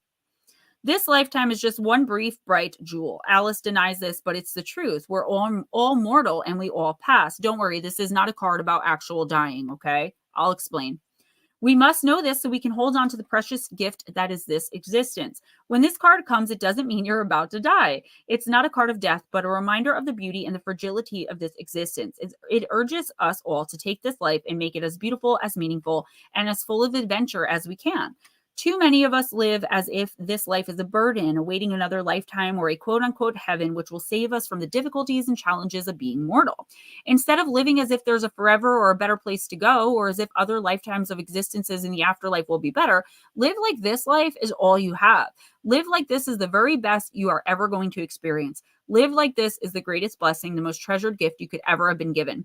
Live like life like this life is heaven. I think it means live like this life is heaven, and your very existence is a miracle of creation. Because, Connor, it is. Because we can and we will go out like a candle one day. And when this takes place, the only true measure of a soul is what we did here with the priceless gift of human life. So the divination, appreciation of your existence, relishing being alive, making the most of every moment, accepting mortality in ourselves and in others, living in the present, feeling joy at being alive. Connor, I feel like this is a card that, like, life is the divine circus for sure. This is a card of you. I feel like really you're possibly feeling like, you know, what's next? I see a lot of negativity, a lot of negative energy around you. So it's like, I feel like you feel like even if you tried to pull yourself away from this person, this place, this situation, you're like, well, it wouldn't work anyway, because this is how it's been my whole life. And it's with one particular person or just in a situation in general. This is the universe telling you, like, you have so much time. You have literally the world at your fingertips. All you have to do is tell yourself that you do. And that's how manifestation works. I look in the mirror and tell myself I'm a badass and I'm a rock star and I got this and I'm going to be famous and have my own TV show. And I tell myself this out loud and I don't care who's listening. Okay. It sounds stupid. I know, to a 19-year-old, that's probably the dumbest thing you've ever heard, but it's not. That's how you put your energy out there. Your manifestation, everything you've ever wanted is right there. You just have to go after it. Being afraid of failing, being afraid of what other people are going to think, being afraid of what your family's going to say, being afraid of what your friends, you know, are going to do about it. They're not the ones that have to live your life. And I feel like this card more is about a major change coming into your life, or you wanting to make a major change, but not really knowing how to go about it because you don't know who to talk to about it, because everyone you've either tried to talk to about it has told you that it was a dumb idea or that, you know, that's never going to happen. Nobody is there like building you up on whatever this idea is. Either that or you're not telling anyone that you want something more. You know, you have goals and aspirations and dreams, but I feel like for you, for right now, like that's all they are. You feel like they can't become something more than just these ideas in your head. So when I was a little girl, I learned how to read when I was 4 years old, and books were my best friends. And I always said that one day I was going to have my name on a book and my picture in the back of a book. I was going to be an author. It took me until I was 36 years old, but it happened. It happened because I took opportunities that had nothing to do with being an author. I just like to write. You have to accept the opportunities that come your way, Connor, and you have to accept them for what they're worth. These opportunities would not be presenting themselves to you if they weren't meant for you. It's just what you do with them. you may see, and I'm just going to give this as an example. I'm not saying you're looking to get married. I'm just using this as an example to get my point out. Say that you want to get married really bad, you want a girlfriend, and you expect to meet a girlfriend down at the local bar, and that's how you guys are going to meet, and you're going to get engaged in 2 years, married in 5 years, have a kid within 7 years, and that is your life, and you're going to buy a house, and that's your life. When really what's going to happen is you're going to walk out of your house one day, trip and bump your head. You tripped over this girl's foot and slammed into her, and that's how you guys meet, and you hate each other for 2 years before. Like, nothing ever happens as expected, right? You expect this to happen A, B, C, D, E, F. And really, when life throws stuff at you, it is a jumble of letters. So take every opportunity that comes to you that feels good for you, that feels like the right thing for you. And there's one thing I always say, mind over matter. Those who mind don't matter, those who matter don't mind, which means if somebody is going to stop talking to you, disown you, not love you, turn their back on you because you made a decision that you felt was right for yourself, if you really feel it's the right thing to do, and this person turns their back on you, ghosts you, doesn't talk to you anymore, guess what? They don't matter. The people that say, that's awesome, you got this, or who don't say anything but just silently stay by your side and support you, those are the people that matter. But nobody should matter enough that you shouldn't be doing things that you want to do, accepting opportunities you feel you need to accept. There's a major change coming into your life in the next month through December. I see it loud and clear, and it is a tower moment. It's going to feel like everything's falling to hell. But in the beginning, in the new year, the rebirth, the renewal energy, you are going to get the opportunity to do something different, to make the change. And it's going to be the first step into the change of your life that you've been hoping for a really long time. Melissa, Nicole, thank you so much. So Connor, don't be afraid to take opportunities. Stop being afraid of like what other people are going to say about it, even if it's people you love, because if they really love you, they will support you in the right ways. You're going to have to make mistakes. You're young, you know? I know you're a grown up, you're an adult, but you're young. You're going to make a lot of mistakes. If you don't take chances, you'll never make the mistakes that help you learn how to not make those same mistakes. Don't be like me, hard-headed and 35, right? I mean, I'm 40 now, but this all started when I was 35. Do it sooner, you know, make your mistakes. It's okay to make them as long as you learn from them. All right, Damien. Oh, Nomio, thank you. You guys are so generous tonight. Thank you so much. Damien, I'm going to pull from the same deck for you. The Wonderland Oracle. Oh, CJP is Connor. Okay, so I'm like, that wasn't for you, but that is you. All right, cool. You're very welcome. And I hope that it was. It's really easy to let other people get in your head when like you're nervous about making a decision. Like when you're unsure as it is and you have people in your ear, like, I don't know. That's why the best thing to do, not selfishly, but to just be like, you know, this is my, oh my God, thank you so much. You definitely did not have to do that. But thank you. I appreciate it. Not needed, but I do appreciate it. Just know that you're strong enough. You have what's inside of you to make the right decisions for you. And I believe in you. I really do, because you're hanging out with Damien, and Damien's an all right kid. You know what I'm saying? Thank you. That was really kind of you. Oh, Melissa, thank you. I know that was a long reading, but I feel like that's something he really needed to hear. Her and We'll get Andrew you. Huh? I was just going to say her and Andrew are using your super chats to go at it. Oh, I'm good with that. Keep going. I am too. Keep going. So, Connor, what I'll do is too, I want to get you some sage. I'll give it to Damien when I see him. And next time he sees you, he could bring it and show you how to light it. Okay. Or maybe Palo Santo. It's like less overwhelming. But I think a good energetic cleanse and clear of your house. Okay. And like of yourself. And I could show you how to do it or tell him to tell you how to do it. That'll help refresh everything around you and refresh the energy flow in your home, in your environment. And it should pull you out of the rut. Damien, yeah, I'll get some Palo for him. I think that'd be better. It's less overwhelming than sage, so you can help him do it. The smell won't be all up in your nose. Damien, you got card number 29. Discover the purpose in a situation. Trust that you are learning. Perhaps it hasn't one, Alice ventured to remark. Tut tut, child, said the Duchess. Everything's got a moral, if only you can find it. This is also, ironically enough, about learning lessons. So let's see. Alice is struggling to find any meaning in what's taking place in Wonderland, particularly when she's at the court of the Queen of Hearts. She's puzzled, confused, and feels very much like complaining. The truth is, there is a lot for you and Alice to complain about. Damien, people aren't cooperating with each other. There's a great deal of disorganization and chaos around you. People are quarreling. They don't get along. The volatile nature of what is taking place can make you feel like there's no sense to anything at all. Thank you, Andrew. But as the Duchess points out, everything has a moral, or rather, everything has a lesson within it. And this is a struggle for you right now. Rather than forcing yourself to find a lesson, the better approach is to trust that there is a lesson. Trust that you're learning and that this experience will come to be valuable in time. It's a very strange and trying place you find yourself in, so be patient with yourself. Understand that it's natural to feel frustrated, impatient, confused, but always keep trust. You guys are thank you guys.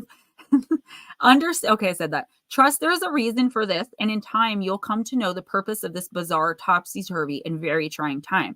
Divination, upheaval, quarrelsome people, disputes, antagonism, confusion, uncertainty about the purpose of a situation, feeling frustrated and ready to complain. Let it go to the universe. Ask the universe for clarity and trust that time will bring an understanding of the lessons this uncomfortable adventure is teaching you. Dude, this is legitimately the exact same reading almost as Connor's, okay? What this card is saying, Damien, need my nicotine. What this card is saying, just like the card of mortality, is that you can only make the best sense you can of things that don't make sense. You don't need to know the reason everything's happening to be uncomfortable in a situation, right? You don't need to know why two people you love are fighting to know that you don't like that two people you love are fighting, right? You just know that that's what's happening and you know how you feel. This card is saying, like, if you can focus inward and understand that everything that's happening around you right now is happening for a reason. It's just the universe doesn't have a timeline like we do. It's an eternal timeline, which means, you know, an hour here is like, you know, it's like so much quicker up there. So I'm trying to think of how to say that. So 1,000 years here is like 1 minute to them. Okay. So that's why it seems like things are taking so long to come to fruition. You're trying your best to do A, B, and C. You're doing everything you possibly can. You're putting all of your effort and energy into doing something, and it's not freaking working out. And you're like, what am I doing wrong? Does the universe hate me? Was I forgotten about? And all of these things are perfectly normal to feel. But if you can switch your mind frame to, okay, now's not the right time for this. I'm going to keep trying, or I'm going to take a step back for a little bit and try again later. There has to be some reason why it's not working. For instance, just say, and this is just an example, you're looking for a job and you apply to 10 different places and none of those places call you back. You don't get the job. You're like, what is wrong with me? Why am I not getting this job? What the heck is going on? Did the universe forget about me? These people are a-holes. Screw this. When in actuality, the universe knows that if you wait until the new year, the perfect job for you where you can make even better money is coming in. But you wouldn't have received that offer had you gotten one of the 10 other jobs that you applied for. You guys are so funny. My paycheck next month's going to be real good. Damien, this is saying that everything, and it's so cliche, honey, but everything really does happen for a reason. Things that are not coming through for you right now, it's not because of anything you're doing. It's actually because of what you contracted for yourself. And what you contracted for yourself is bigger and better and more dynamic and amazing than anything that you're setting your sights on right now. That's the thing. You know, so maybe you didn't get 10 jobs because the 11th one, the one you really wanted and didn't even know, isn't up for grabs yet. You know, the person didn't quit or get fired for the job to be up for grabs. You know what I'm saying? That's really hard to keep your focus on when you feel like all you do is lose and nothing ever goes right. But the more you think all I do is lose and nothing ever goes right, the more it happens, because that's the energy you're vibrating. So spirit doesn't understand emotion except as a concept. So if you're like, man, this sucks, nothing ever goes my way, the universe is like, everything sucks for Damien B. Nothing ever goes his way. Got it. Right? You have to think, well, That sucks, but what's coming next is amazing. And it's really, really hard to train your mind to do that. But don't let anything get you down, because something bigger and better is coming. And the reasons for all of these seemingly terrible things that have happened and that are happening, you're going to be like, oh my gosh, that's why that happened. Oh my gosh, if I had gotten that job, I would never have gotten this one.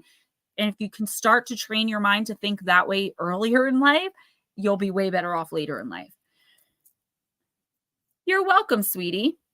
Yeah, next is mom, and then back to the list. Baby UFO. Mommy, I'm going to use the fairy tale oracle. The moon has been missing? Oh my goodness, no. I hope my mom's still listening. We went off list for a minute there, guys, but those were really good readings. I can't believe they both basically pulled the same freaking card. This one back where it belongs.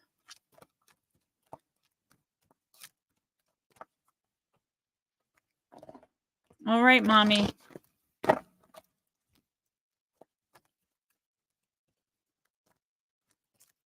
Oh, hey, New England, everybody.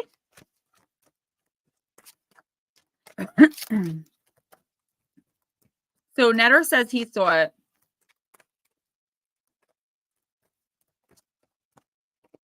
All right, my dearest, you got the Tinderbox Soldier. I love this story. The card of ambition. It's card number 11. Guys, 11 has been coming out a lot tonight. Several cards that are 11, which, as most of you know, is an angelic number. All right. Card number 11.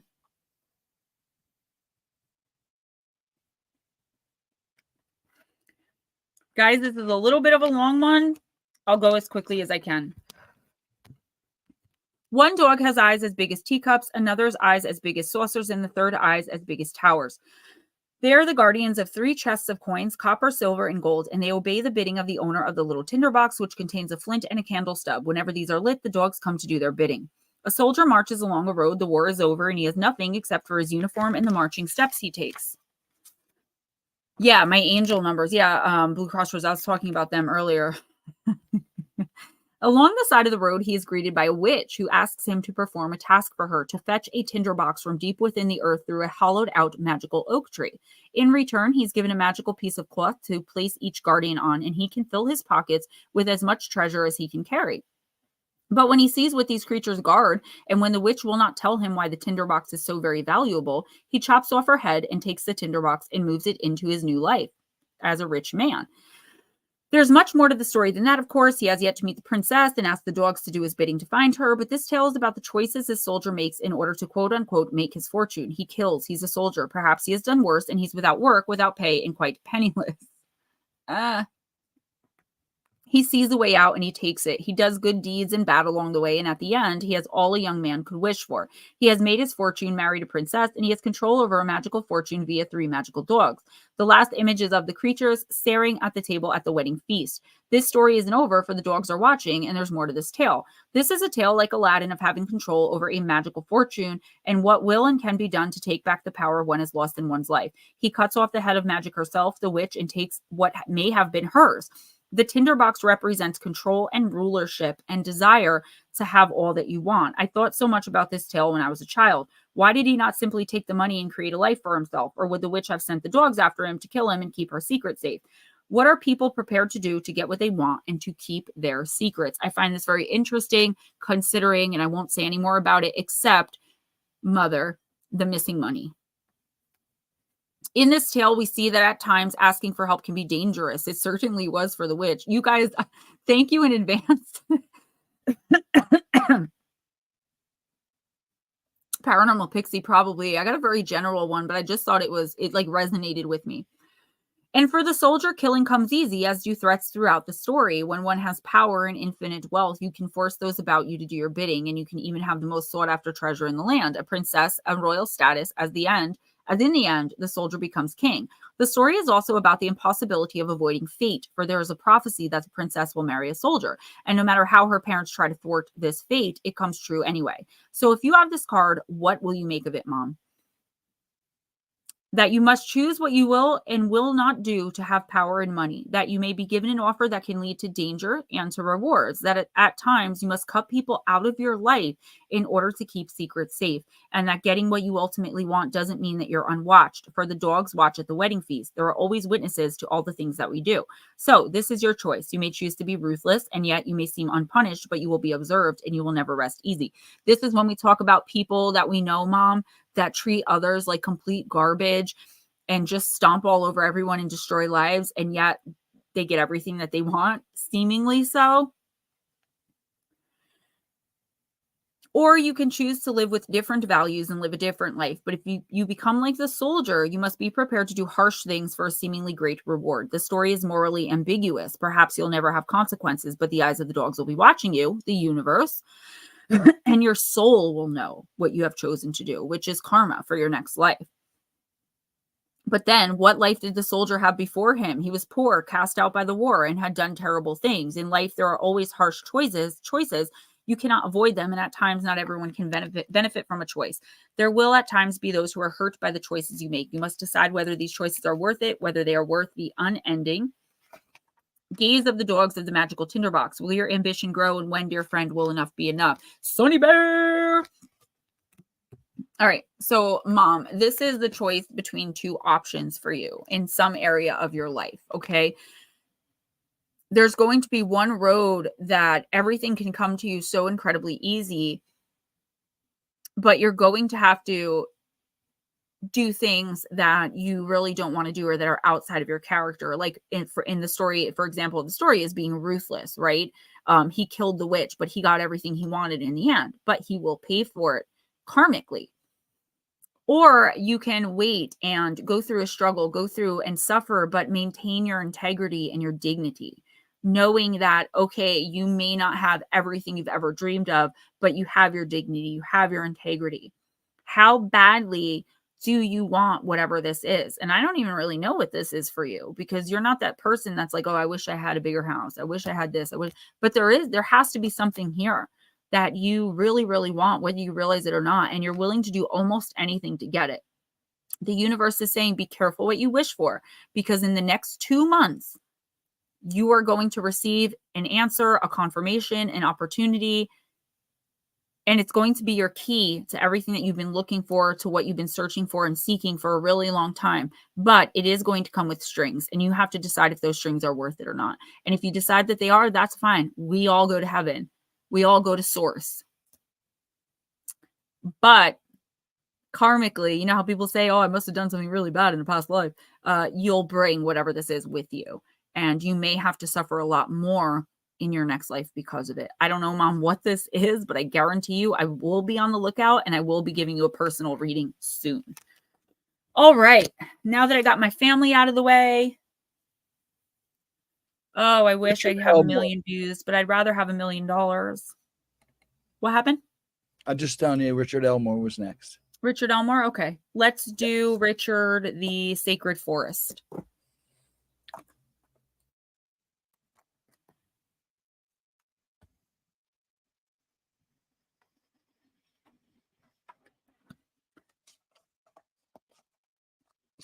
You guys see my, I know, that's what I said. My payday, the 21st of December is going to be kicking for me. I've been singing on shorts again, guys. Check it out. I rapped Nicki Minaj's Roman's Revenge, a little part of it, and I sang a piece of Taylor Swift's Blank Space. Check it out. It's actually how I taunt my haters. Now I take selfies out of spite. All right, Richard, let's do this. Lily Pond, welcome back. I can't believe it's only 8:43. Richard, you got Standing Stones, the card of passage. I think my mom fell asleep, but it's all right. Many believe that standing stones are a place that allows one to embark on spiritual journeys from one realm to another. They can also mark the transition from one stage of life to another. Remember that although life changes, you are eternal. Celebrate all the transitions in life and you'll experience profound harmony.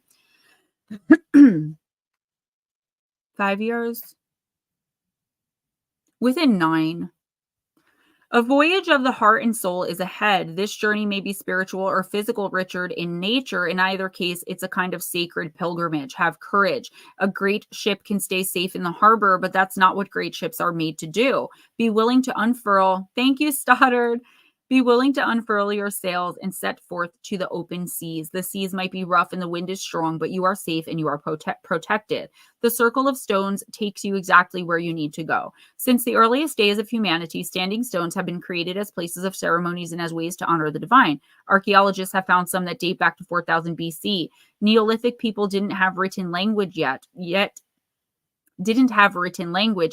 their art in stone circles, sometimes oval or horseshoe shaped, suggests that they held religious rituals at these ceremonial meeting places. The spirit of the standing stone says a sacred journey is ahead. Deeper meaning is waiting to be discovered. You are safe. So once again, we have being safe and taking opportunities. General theme, anybody? Because I've been reading this same dang reading over and over again, just in a different way, but it's so true. We are all on this journey into rebirth and renewal as the new year rolls in. I am not surprised at all that a lot of us are getting these cards of taking risks for great reward. But it's not just about that. It's also about knowing that we are worthy of the mission, right? We're worthy of the reward. That if we dedicate our time and our effort and ourself into making the most of the opportunities that we feel, right, are most important, to gaining what we feel is most important in our life, we are going to be just fine. And we are going to lose people along the way. Our life is going to change dramatically in some cases along the way. And in some cases, it's barely going to bat an eye, but everything's going to be different. It depends what you're looking for. It depends where you are on your journey. But Richard, what this card is saying is, take advantage of all opportunities. Be courageous, be bold. The universe is testing you with an opportunity that's coming in very soon, like in the next week or two, if it hasn't come in already, to see if you've learned from past mistakes of being afraid to take risks, to take chances, or if you are a risk taker and a chance taker, if you're willing to back down and say, nope, this isn't for me, if it's something that's not for you. This is your final stage of ascension. Once again, another one of my gemstones coming out of that dark night of the soul in the new year. With the opportunity that's going to be presented to you, Richard, please be careful to read the fine print. It's not that you shouldn't take it. You're not being duped. It's not a too good to be true type deal, but I feel like it would be better if you knew everything that you were getting into. All right. There could be some surprises along the way, and you have to decide with each and every step if it's worth for you to continue on. You may get halfway through and decide, this isn't for me. And that's okay, because you took the initial leap. Mark, you guys see my new ring? I like that. It's big. Do damage. Whack. Mike J's next.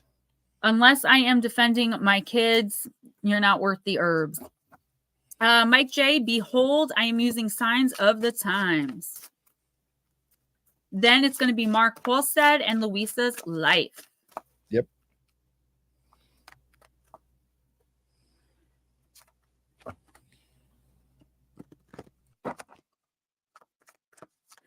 Good, Lily. That's good. We should all be avoiding dramas, but it's like especially with the holidays coming up, we all have that one person, or some of us have several in a family that. Ugh. All right. Oh, I got some jewelry today too for the spiritual power boxes that nobody wants anything to do with. All right.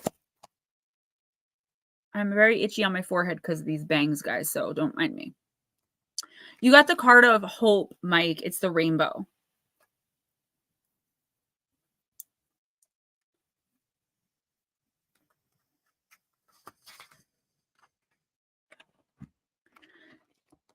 When a rainbow appears in the sky seemingly out of nowhere, it can seem like magic or like a sign.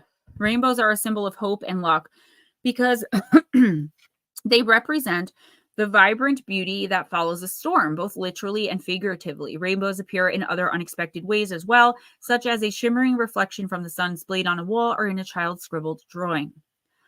Children display the carefree and hopeful vibe of this energy, so when they incorporate rainbows into their art, they are truly reflecting the positivity this represents. When this sign shows up for you, it's time to try looking at the glass as being half full. You have been through a difficult time, Mike, but this rainbow is a beautiful message of endless possibility and wonder, a sign of healing and forward momentum. There are wonderful things waiting for you at the end of this symbolic rainbow, so have faith.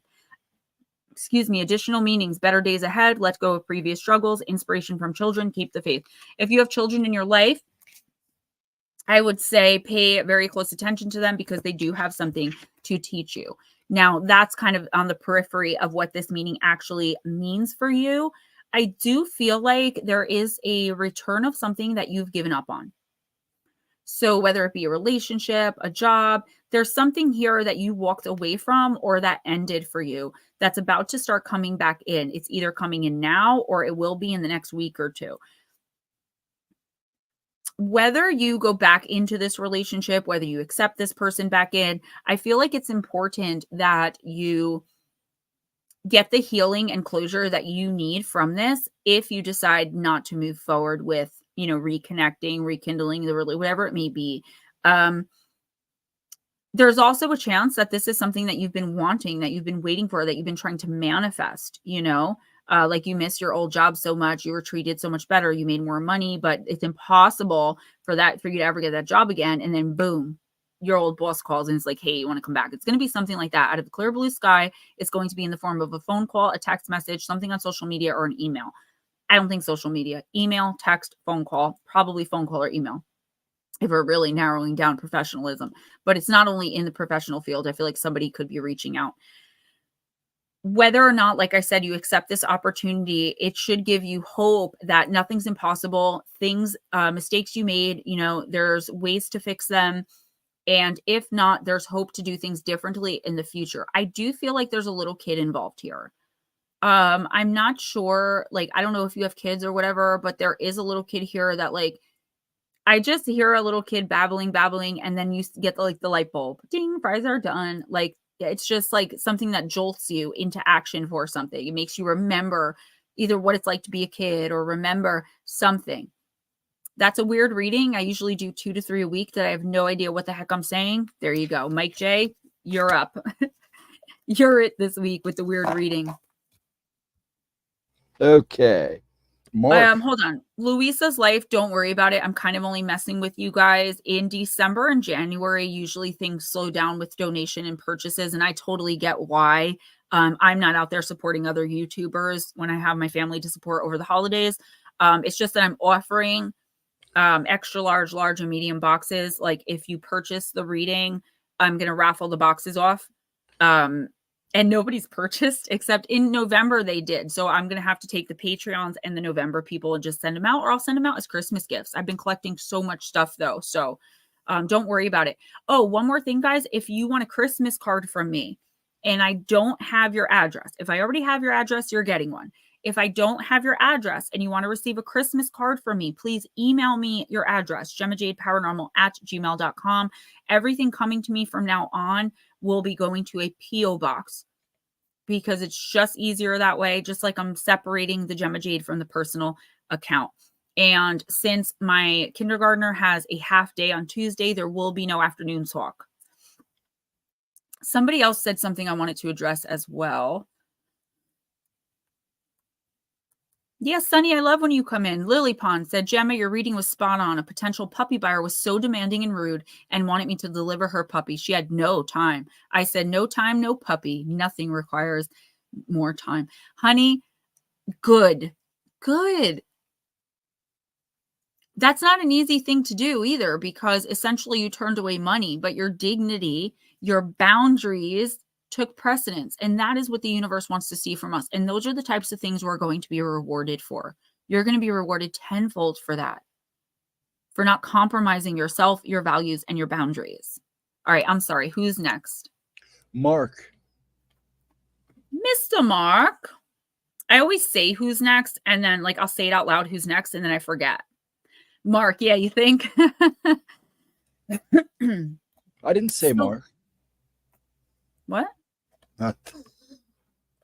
That's what people see. And they're like, she's so mean to you. All you do is annoy her. Let me tell you something. When I'm channeling, I'm receiving pure source energy. I am on a permanent good one. But if I get distracted in the slightest, sometimes I will lose the connection.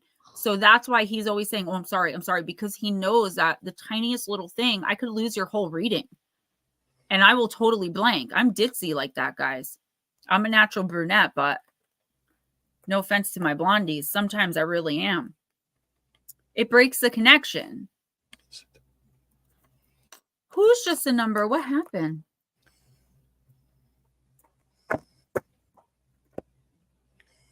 No, Smoochie, you're my wifey.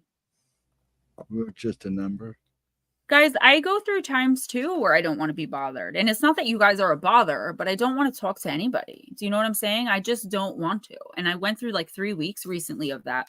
But I'm refreshed and I'm back. And now I'm willing to take video calls again. I'm willing to work with you guys. Not at the very second you guys need me. Usually I can't drop everything and do a video call, but I'm taking those appointments again.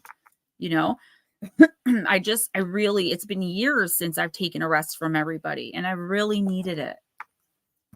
And it worked out well for me because everything that I was worried about completely switched itself around. And the opportunity that came in for me was better than what I thought I was losing. So, but I needed to disconnect. All right, Mark, I am using energy and spirit. Me. So glad Gemma warned me because it's hard for me to say no. I don't like being hurtful, but I know I did the right thing. Listen, if saying no to someone hurts them, then that's probably not a good person for you to be around. You should be, as a grown adult, able to handle when somebody can't do something for you or is not willing to. You should understand that, right? As a grown adult, I don't mean you, but whoever you're dealing with. All right, Mark, you got the card of achievement, completion, reward. Card number 16, upright position. The achievement card reveals a time of great satisfaction. Something you've been working on is coming to fruition and you'll be reaping the rewards. Whether it's a career or a personal goal, the time and effort you've devoted will definitely pay off.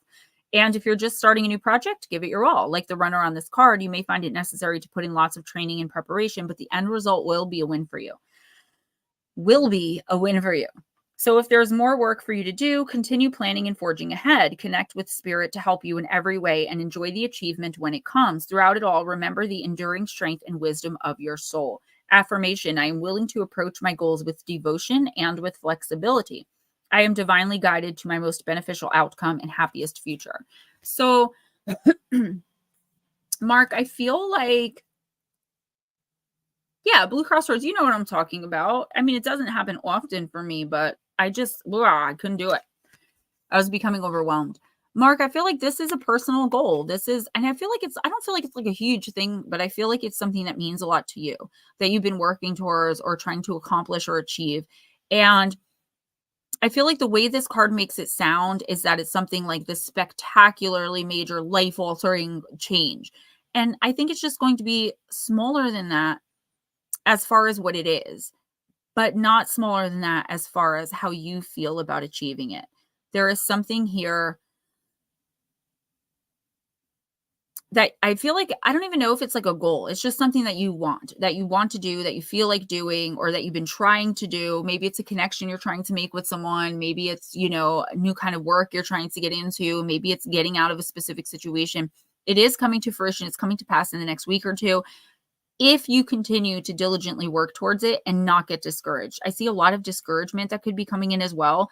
Like, so many times where you could just be saying, like, forget this, it's not even worth my time anymore. And the universe is saying, if you don't do that, it's going to end up being very much worth your time. And it could take more than 2 weeks. I feel like the beginning of the fruition is coming in the next week or two, but this could be something that takes a long time. It will be worth it for you in the end if you continue to persevere, again, not listening to what other people think about it and just going with your own flow. You have the ability and the capacity to do whatever this is. Don't let anyone stand in your way. Even if you fail, it's still going to be an achievement. It's still going to be a win for you. because it takes you one step closer to when you will succeed in whatever this is. So I'm going to read Louisa's life, Roger, Blair, and Aunt Edna, and Smoochie. Right before I read for you, I'm going to run to the potty because I do have to go.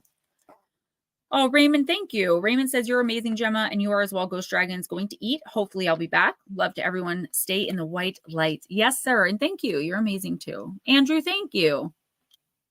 Even though you call me Jenna, I'll just assume that that's me. I've been called worse. That's for sure.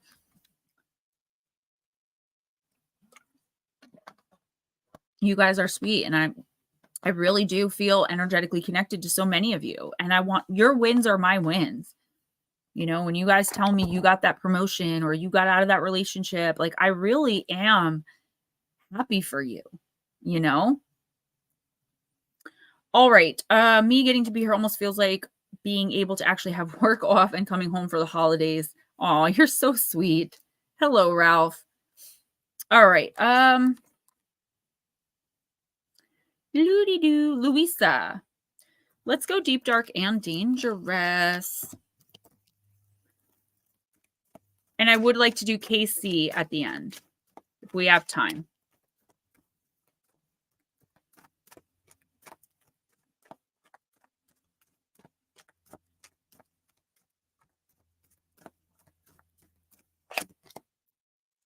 Puka, puka, puka. I know that's not how it's pronounced. That's that U with the little thing on top of it. I think it's puka. Card number 44. It is a dangerous card. That's interesting. She's ready. I know that's right. Do, do, do, do, do, do. You can be both playful and earnest. Be upfront with your intentions. Beware of people who you know are not being transparent with you. Louisa, lying by omission is still lying. Honesty is the best policy. Build playfulness back into your life, girl. The Irish puka is one of the deftest shapeshifters within mythos. It can easily change between the forms of almost any animal, from something large like a horse or a wolf to a raven, fox, or even a rabbit. These creatures, though, always have dark fur and a shining, sleek appearance. The puka can also change into more humanoid shape like a goblin or a human, but usually the ears are a dead giveaway. They always remain furry and animalistic. Pukas have a reputation for being mischievous and generally not lethal, although there are some rare stories that paint them as the latter. In some countries, the puka is welcomed and even courted, and in others feared and not encouraged. Puka Day is 1st of November, the day after Samhain, and as such, any food still in the fields on this day is considered fey-blasted and offered to the puka. Well, Luisa, I got you. It's puka. I was pronouncing it right the whole time. Dang it. One of the most common stories is of riding pukas. The puka changes into the form of a beautiful black stallion and encourages the human to ride it. Sometimes the animal might be a black goat or bull, but there is an invitation to ride. The human gets on what looks like a sweet and gentle animal and then gets the ride of their lives. The puka rears up, jumps into the air, and runs flat out with the poor terrified human trying to hold on. Unlike selkies, the puka will not drag the human into their lair and kill them or drown them. They just want to enact some general mischief. Poo-poo. I think that's what it is. Puka. It sounds, I don't know, but I say poop all the time. So the puka has the power of human speech and sometimes uses this to warn a human they like of a danger to them. One myth describing this benevolence involves a puka in rabbit form being attacked by dogs, and a young human saved it. The puka is released into safety by the tender-hearted boy, and the puka is grateful. The boy does not know that this black rabbit he has saved is indeed a puka. One day, the young boy is traveling from one farm to another and does not realize there is a robber on the road. The puka hops out to the boy and begins to speak in a human voice. The boy is afraid, but the puka is able to calm him and warn him about the robber up ahead. The boy turns back and is able to tell some adults, and the robber is scared off.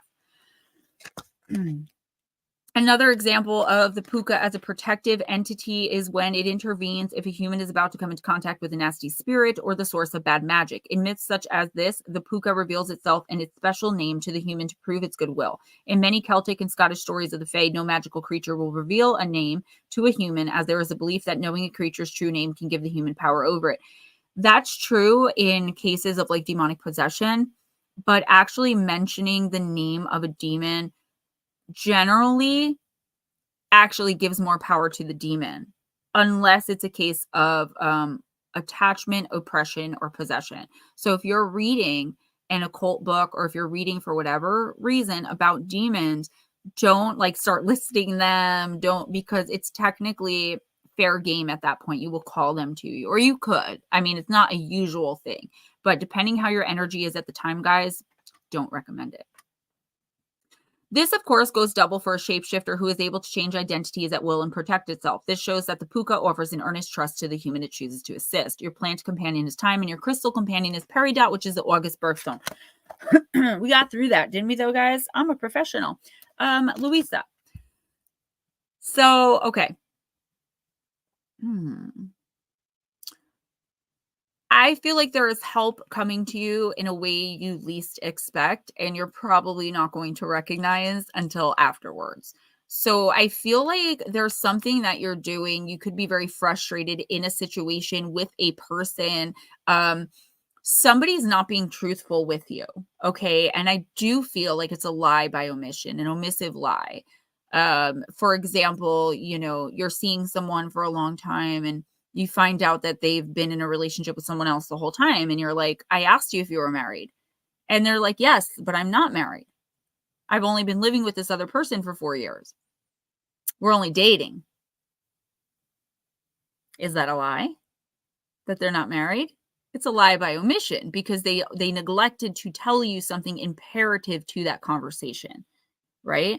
And I do feel like something like that is going on here. Like you're walking around thinking everything is great in a certain situation, or you're thinking that it will be. Like you're thinking that things are being fixed, things are being worked through. And the reality of the situation is this person's keeping something from you, but they're keeping something from you not to protect your feelings, but to protect their own self, to protect what they have with you so they can have their cake and eat it too. And this doesn't have to be romantic. It could be anything. It could be a boss not telling you that your you know, your pay rate should be much more. And everyone around you knows because they're making much more than you. But because you entered at that pay rate, there's no need for them to tell you because you're working for that money. Do you know what I mean? Somebody's being real scumbaggy. And I feel like you're going to get the answers in the most unexpected of ways, to the point where you're going to second guess it. I feel like you're not going to want to accept what this is. Let me tell you, Louisa, please accept it. It's true. Okay. And I feel like if you look deep down inside, your intuition is going to tell you to. Just make sure that you thank either the spirit, your spirit team, the person who leads you to the answer that you're not technically seeking, but that you're about to find out. And I'm giving it 2 to 4 weeks. Oh, Blue Crossroads. I've been saying that all night. It's like well, that's actually the first time that message came up. But as far as I remember, but most of these cards, yes, they are the same message. Keep pushing forward, have faith, have hope, be kind. Major opportunities for change, major change. But I'm not surprised because each new year is renewal. It's rebirth. If you've been putting in the work, your birthday and New Year's are the 2 times for renewal. So if your birthday is on New Year's, double renewal, right? If you've been putting in the work. Now, if you've been slacking, slogging, and not doing anything, and you have no idea what I'm even talking about, then it's probably not going to be a renewal for you. But it could be if it's time in your life for there to be renewal, regardless of whether or not you've been putting effort in. That usually doesn't happen, but sometimes it does, to give us the push that we need to get ahead. I'm not just crystals. Who's next? Roger Blair.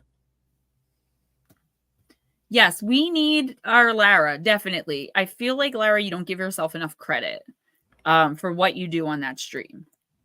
I tried to tell her. She does a lot more, and a lot of people watch it after her, too. You get a lot of after views. I don't know if you can see. Yeah, you can see how many views. That's like this stream. We'll have highest amount possible, 40. But if you look at it tomorrow night, there'll be like 150 views on here. Good. And Louisa, if it doesn't resonate right away, it's probably because it's not supposed to. If you have an inkling, that's cool. Let it play out, though. Don't go chasing the information because you could end up with false leads, dead ends. Roger Blair, you are still here, right? It's true, Pixie. I'm telling you. Yeah, Roger Blair, if you're still here, please let me know. Just let us know. I'd hate to have a read for somebody that's not here. It's actually P-U-C-A, but it's with the little accent over the U. If like there was one time when I guess you weren't feeling well, or something was happening where you didn't stream for a few weeks, and people were emailing me like they thought something happened and they were like coming to your defense. And I was like, we're just busy. I don't know. All right. Who's after Roger? And Miss and our dear I hope you're Long feeling better. U, yes. I didn't realize that was the long E sound. All right, and now we're gonna do Queen Mabe.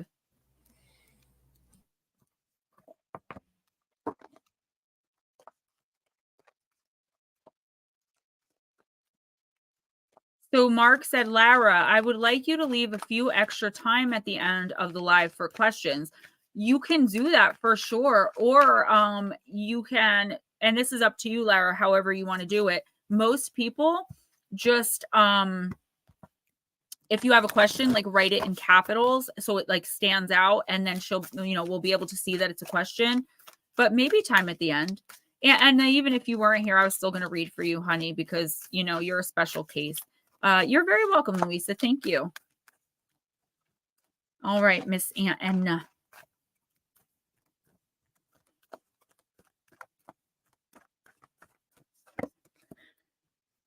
Ooh, the forgeries of jealousy. Card number 41. Can I tell you guys a story? I'm so proud of myself. It's a quick story. It's not a long one. So I was listening to this song, and it was a new song I hadn't heard before, and I was really feeling it. And I looked at the video and I saw the girl singing it, and I hated her. I immediately wanted to go into the comments and rip this girl apart. I wanted to hurt her. And I was like, why do I feel that way about this poor girl? Her voice is beautiful. The faces she was making while she was singing were ugly as heck. You could tell she was very egotistical, really thought who she was because she was an influencer. But at the same time, I don't have the right to try and hurt somebody, especially someone I don't even know. And I realized, I looked inside myself and I was like, I wish I could sing like that. I wish I was that pretty. And I wish I had that many followers. That's why I didn't like her. And that's why I wanted to hurt her. So instead, I did what I would advise you guys to do, what the universe always advises us to do. And I went into the comments and I told her how beautiful she looked, how much I loved her voice. I didn't subscribe to her channel. I didn't go that far, but I was able to look inside myself and see the jealousy for what it was. And I've never been able to do that before. So for me, that self-reflection was really important to me. All right. And now step out of the illusion. Jealousy, envy, or comparison is currently coloring your perspective and showing you an unreal vision of the world and your place in it. As a social creature, it's natural to compare yourself to others, but sometimes you become blinded by the false narratives that arise in response to these comparisons. This is what's happening now. Extricating yourself from this mental trap is actually quite simple, and it can even be instantaneous. Here's how. Question the story you're telling yourself. This is exactly what I did. Tell yourself a new one. For example, you may believe that when someone is thriving according to external and measurable factors, they are thriving exactly as much as they appear to be. They have no problems. Everything is permanently great for them.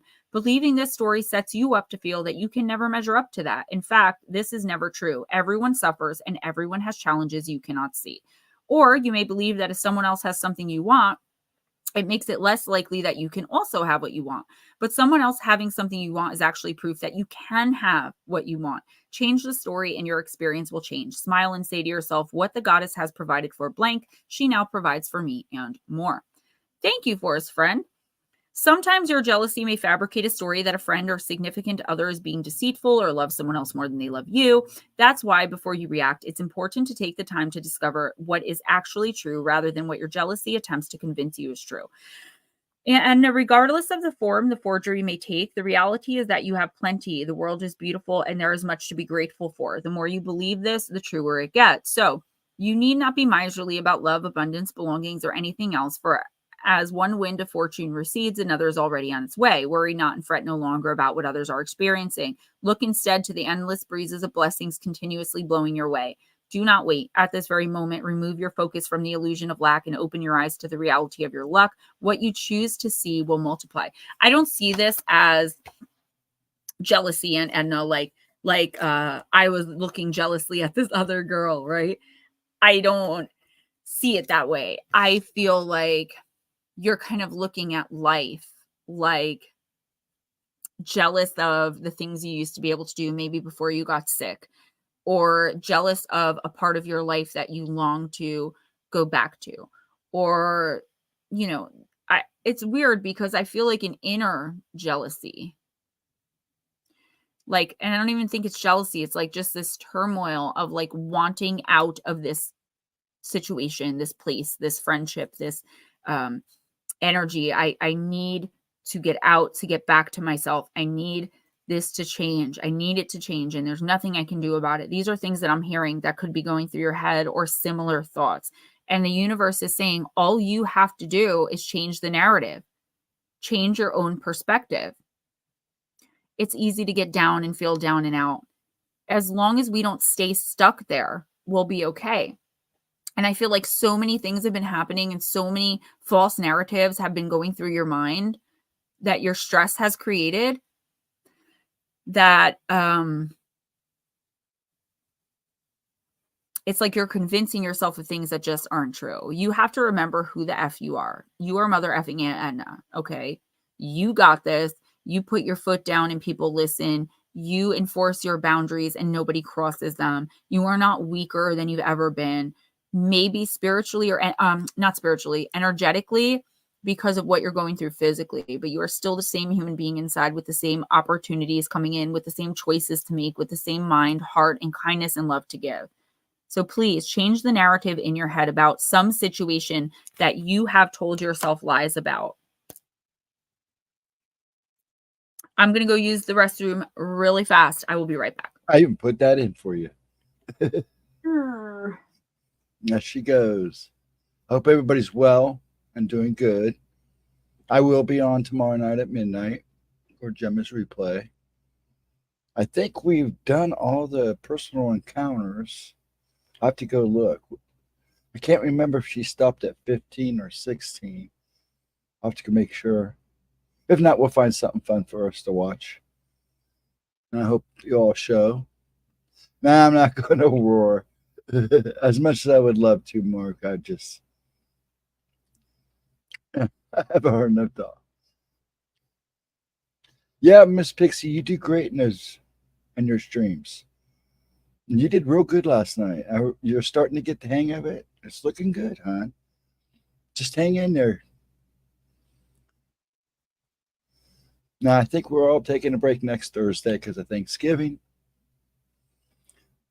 I got to go and fly around and find me a turkey. And I'm debating, actually. I kind of want a turkey, but I want a duck. So I don't know if I'm going to do a turkey this year and then do the duck for Christmas, or do the duck for Thanksgiving and do the turkey for Christmas. See what I stumble into first. It's for Smooch. Thank you. It's a Looney Tunes tie, actually. Oh yeah, there's a couple good ones on there. I've actually somewhere put on here on CD the actual audios they use for the movies throughout the years. It's all the different roars. I don't know why I have it, but I do. But it's all the original roars throughout the years. And she's back. Okay, now I can leave. You guys have a wonderful night. Shut up. Shut up. You know Miss who's Smoochie, next, right? Smoochie, right? Maybe. Smoochie, are you next? Go ahead. Divine Empathic, what's up, girl? I didn't even have a chance to listen to your message yet, but I do have it, so don't worry. I'll get on that tonight as I lay me down to sleep. Oh my gosh, that's crazy. Oh yeah, Divine Empathic for sure. Hey, oh, hey. Miss Smoochie, I'm using dark magic on you. No, I'm just kidding.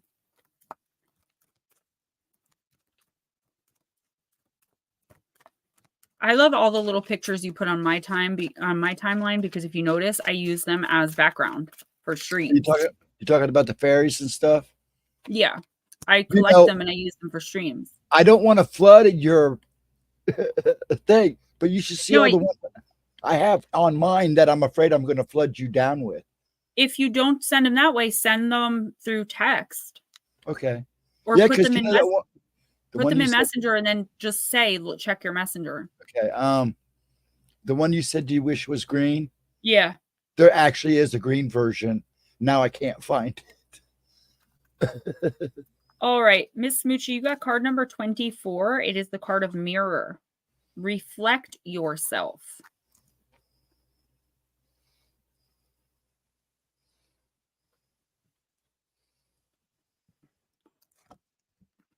We're doing turkey and ham, but I think there's like 20 something people coming. Not to my house. I wish. My family and my mom and Damien and I are going to my aunt's house. Imitation is powerful. When mirror appears, it's time to choose your role models carefully and wisely, Smoochie. The person in the image thought they could elevate themselves by mirroring someone else, but this became unsustainable because it wasn't authentic or true. As they hang precariously, they can see their own face reflected in the shards of the mirror under them. This card says it's time to pick up the pieces. Thank you, Andrew. And be grateful for the wisdom that comes with trusting your own special place in the world, your unique expression, and the power of you.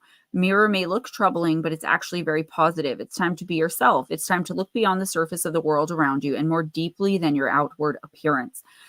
If you have found yourself copying someone or something recently and possibly felt pangs of jealousy as you attempted to be like another with looks, influence, or achievement, it's time to release the attachment. Free yourself to expand beyond limiting personal assessments.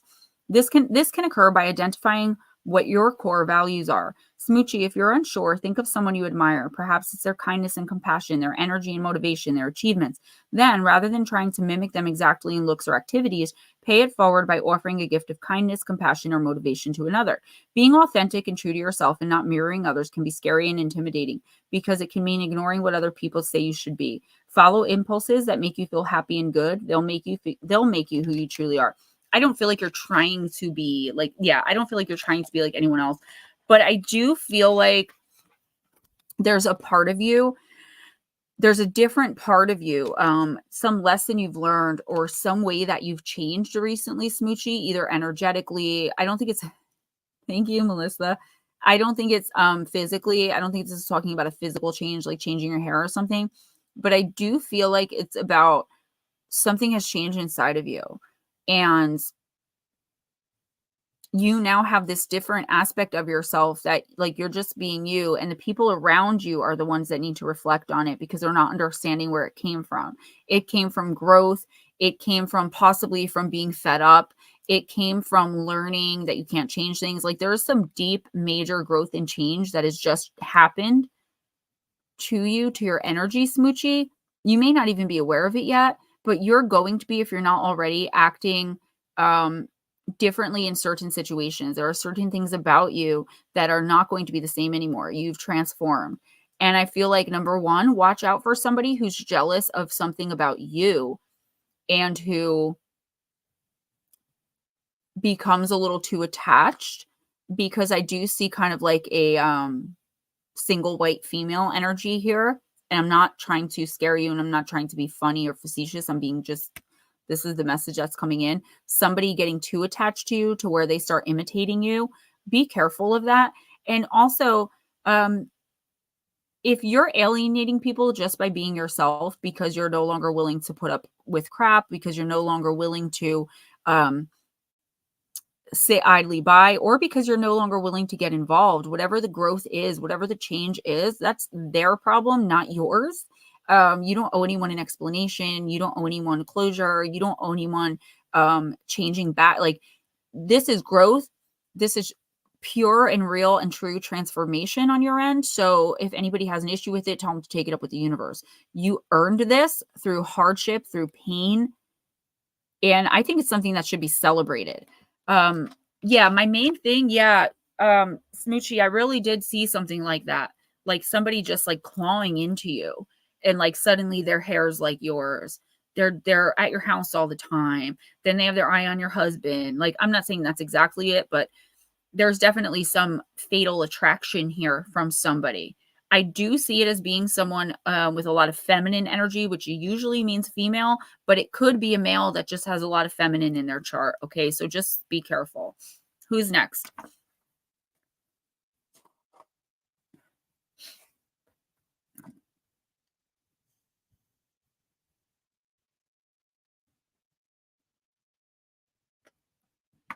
I don't know how you can't hear yourself talking. I don't listen to myself anyways. Anyways, it's Andrew. I'm sorry. It's okay. Andrew and Vixen are the next two, so you know. Andrew and Vixen. Is Vixen still here? Yes, I believe she is. Are you still? I'm pretty sure she was. Miss Are you Vixen. still here, Vixen? Let us know you're here, hon. Love Miss Vixen, though. She's been with me forever. Yes, she has. All right, Andrew. She was Fox. Huh? I didn't know her other name. I forgot that. Yes, she was Miss Foxbuck. All right, Andrew, I'm using energy and spirit.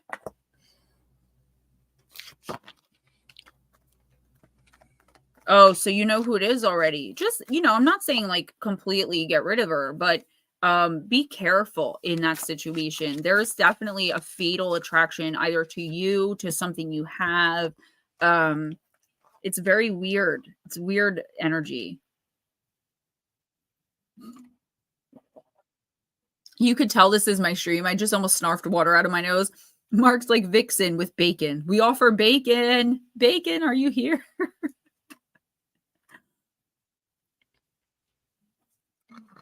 Guys, can I tell you again for the 5th time how well Magic Mind is working for me? I can't believe it. I'm taking 2 a day. You're only supposed to take 1. They're soup's expensive. But if I get rid of the care of vitamins, which are, they're good, but I have many things of collagen that I really want to use, but unfortunately it has to be mixed in with a hot drink, and I don't drink hot drinks. So I've been giving it away. Oh no, Blue Cross Rose, them's fighting words. So they're really good, but I can actually get whatever those vitamins are. They tell you, like, I can get them over the counter. What's up, Chillin' Charlie? And get the Magic Mind. It is amazing. The first day I took it, I was immediately like, I felt it going in me, like through my body. I would swear by it. It's so worth the money too. And really nothing's worth the money to me for myself. I buy clothes and stuff for myself because it's cheap. Yeah, Pixie, it's like hot tea, but then it's like I got to drink it every day. Like I like a Dunkin' Donuts coffee, but I drink everything iced. But yeah, I guess I could do tea because it's unflavored. It's not like it's a flavored collagen. So I gave some to my sister and I have a bunch more to give away. All right. Andrew. Okay. Huh? Yeah. You're right, Andrew. I wasn't sure if it was Andrew or Vixen because we were talking about Vixen, but yeah. Vixen might have fallen asleep. Yeah. I've been taking a long time with the readings, but that's kind of just typical by now. Y'all are got to get used to it. Know.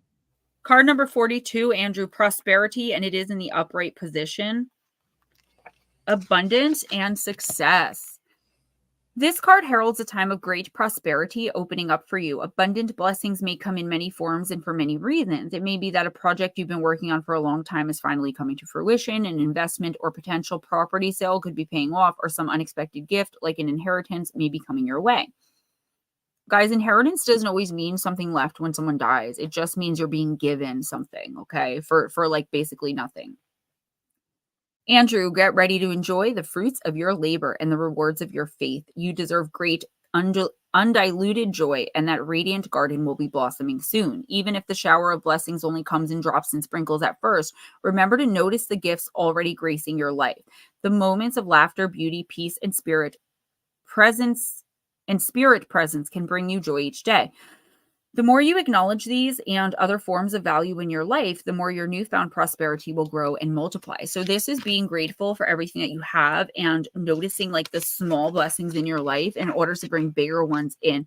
I do feel like there's a plethora of abundance and opportunity coming in for you in the next month or two. It could be like a promotion. It could be I don't know what this is, but it's major. It is major change. I keep seeing in your readings on the periphery, though, which means it's not set in stone yet. None of this is set in stone because of free will. But when I see stuff on like, so I'll see everything right in front of me, usually over to this side. If I see something on the periphery outside of like my normal range of vision, that means it's more than likely to happen, but it could go either way. And I keep seeing a female in your periphery, in my periphery, meaning yours. Okay. So there could be some sort of special relationship forming here. If you don't know what I'm talking about, maybe you will. It's still, it still remains to be seen. But look around you. I feel like this could have to do with money and something to do with work. There is a big, big blessing coming in, but only if you can, in times where it's more lean and doesn't feel as abundant, recognize the blessings in your life at those times too. So start looking around now, say out loud 3 things you're thankful for, or 3 blessings that are in your life.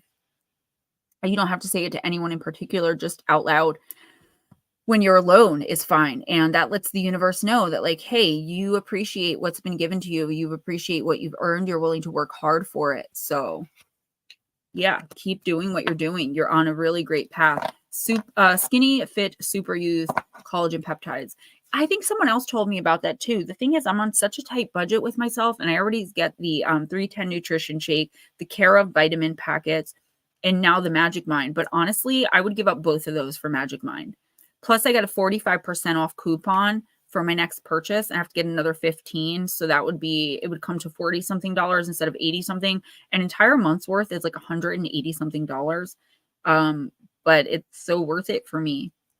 Good night, Blue Crossroads. Talk to you later. Who's next?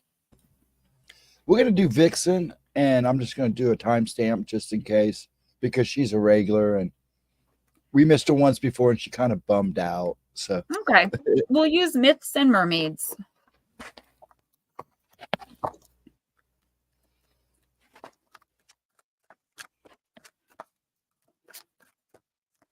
Thank you. Stay safe, Blue.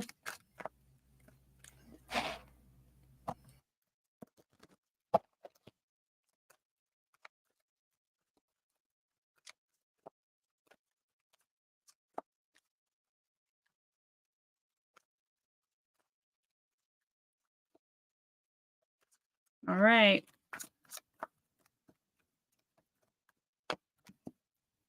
Jeweled Octopus. Card number 17 in the upright position. Card number 17. I said that already. All right. Vixen Doe. A pretty girl shows her attraction to an octopus, clearly drawn in by the gold jewels and colorful gemstones dripping from its limber frame. So mesmerizing is his costume, she is oblivious to what might be lying beneath the surface. Divination message, look beneath the surface. Be careful, my friend. Not everyone around you is as they seem. Not all that glitters is gold, nor is every bright bauble the priceless treasure it first appears. You may have recently encountered someone charming whose flashy facade draws people in, but remember that's all that it is, a facade. You must look beneath the surface to see the true value of a person, and like the jeweled octopus, your new acquaintance just might be hiding behind a dazzling disguise. Yeah, there is treachery afoot, or trickery, really. So Vixen Doe, this card is saying that, obviously there's someone in your midst that is not what they seem at all. They are just trying to manipulate you. They're definitely telling you lies.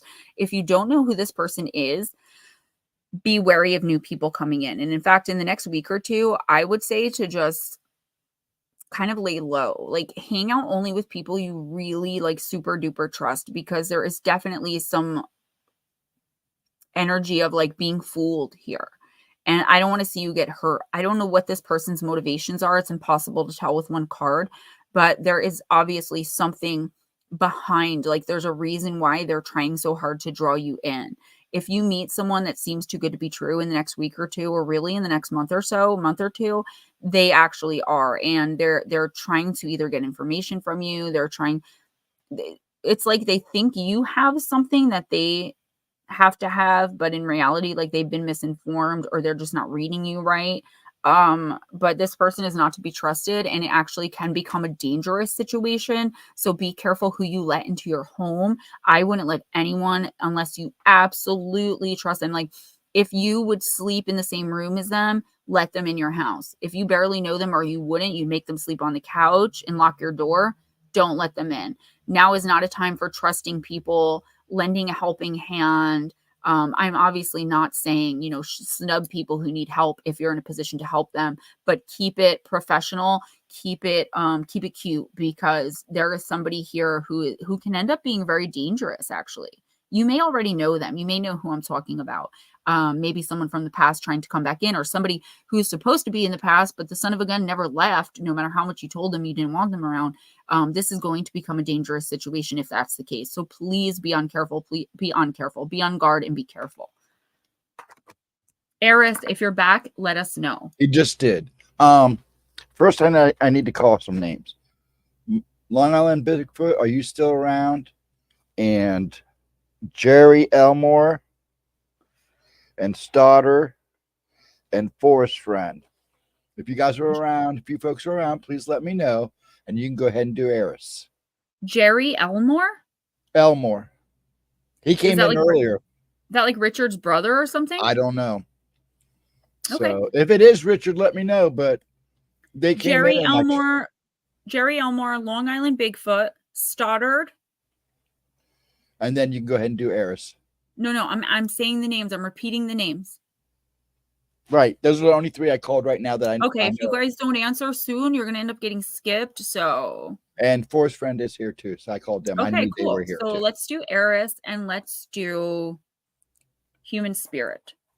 And Forest No, Friend. Eris, we're not rushing. I just want to know who's here and who isn't, because I really don't like reading for people who aren't here unless they ask me in advance, like Gemma, I might fall asleep or something like that. If you don't want a reading, that's a different story. But we still have plenty of time. Oh yeah. So I'm here, yay! Oh, what is that?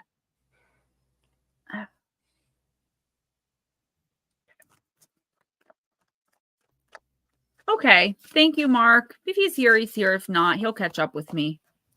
He's a busy guy. I love that Sunny stops in. I love Mike brings people in and stops in. It's really cool. I miss Sunny. I miss being able to hang out with him on Friday nights. I've been hanging out with him. I missed him last week. He said, he's like, I love him. Oh, really? I felt bad because I got doing some research for somebody, and I just lost track of time because I was almost done with it. He gave me keys to his StreamYard. He wanted me to be a permanent part of his show, but at the time I was doing Spaced Out Radio. I was doing my channel. I was doing live streams with other people. I was writing for another channel. I just didn't have the time. And he had that girl I don't get along with. I can't say her name because I'll get demonetized. Like when I mentioned someone else that screwed me over. That girl I didn't get along with on Spaced Out Radio, that I got her fired. And then she took my job and was like, karma's a mother effer. It's not karma when they need a female and you're the only one available. Yep. Remember Cool Girl? Yep. I'm like, I bet you she can't go the first 5 minutes of the show without mentioning that she listens to metal and she's not like other girls. Never disappointed me. Yeah, he really is super sweet. Oh, so many of you guys are. Okay, so Eris, we got Cry for the Moon, card number 31 in the upright position. This is a creepy AF card. I'm just going to say that now. Ew, stop looking at me. These are like the things I write about in the woods. Look at those. Not so much this one, but look at the background one. Eris, have you heard the moon can make you do crazy things? True fact. Have you ever wanted something so bad that you would plead or barter your soul? A need so strong that you would almost give up who you are for it? What have you allowed to have that much power over you? Sometimes when something we want is far out of reach or seems impossible, it's for good reason. It's not that we don't deserve it or that we aren't worthy of the things we want. It's often that the universe has to make room for something even better in our lives, something that maybe we don't even realize we need. So while I don't think that you feel like anything's impossible, you seem to have a good concept of the universe and of universal energy and law. I feel like there is something that you're hoping for, or that you will be, some opportunity that you're just expecting, or, you're expecting either because it's supposed to be coming as per someone else, or because you're trying to manifest it yourself.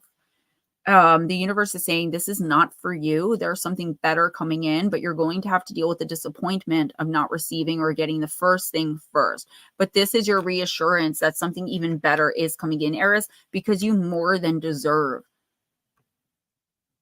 what you're asking for. And the fact of the matter is you deserve more than what you're asking for. So if you get disappointed, it's like, try to work through that disappointment like I told someone else before, and like understand that there's something way, way better coming in. I think that was Damien's message as well. And it's coming soon too. So it's going to be like the disappointment, and then it's going to be like a month later or 2 months later, you're going to be like, oh, that's why that didn't happen, and you'll immediately get the lesson. Like I said, you have a very good understanding of source and universal law from what I see from you and hear the things that you say and just your overall energy. So I think you're going to very quickly understand that it's not that you're undeserving of whatever that is. It's that you deserve more, and the universe wants to reward you with more. Who's next? We're going to go ahead and do Force Friend. Since she's so excited. She's so excited. Let's do Wishcraft. Wishcraft in the forest.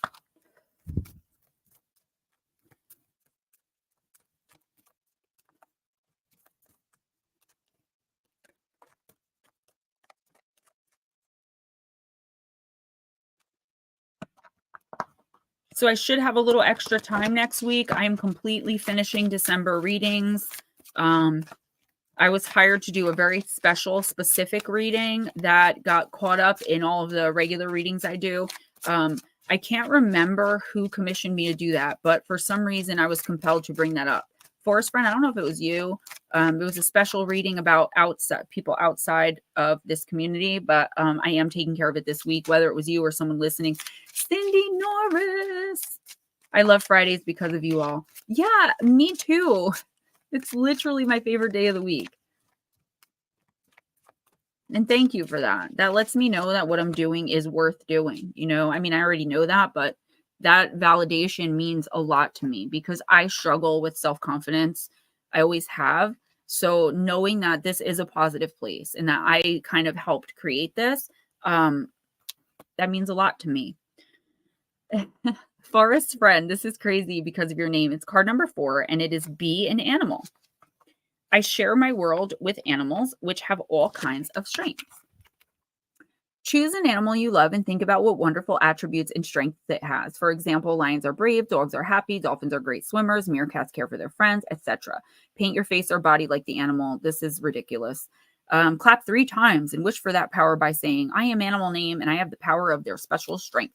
I feel like what you should be doing, Forest Friend, you can definitely do this if you want, but you should be calling on the energy of your spirit animal. If you don't know what that is, ask your guides to show you in a dream. But how I recognize what mine was, it's like an animal completely out of place that you just keep seeing everywhere. Whether you see it's like angel numbers, right? You recognize that it's your angel number if you see it constantly over and over again. 1, 2, 3, 4 is mine. I've been seeing it for decades on the clock twice a day, almost every day. And if I don't see it on the clock twice a day, I'll see it on the clock once, and then I will see it somewhere else at some point.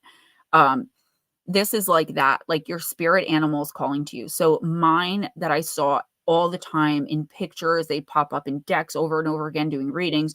I would see them outside my house, even though like it's not season for them, they don't belong, is owls. And that means that I need to draw on my wisdom in that moment.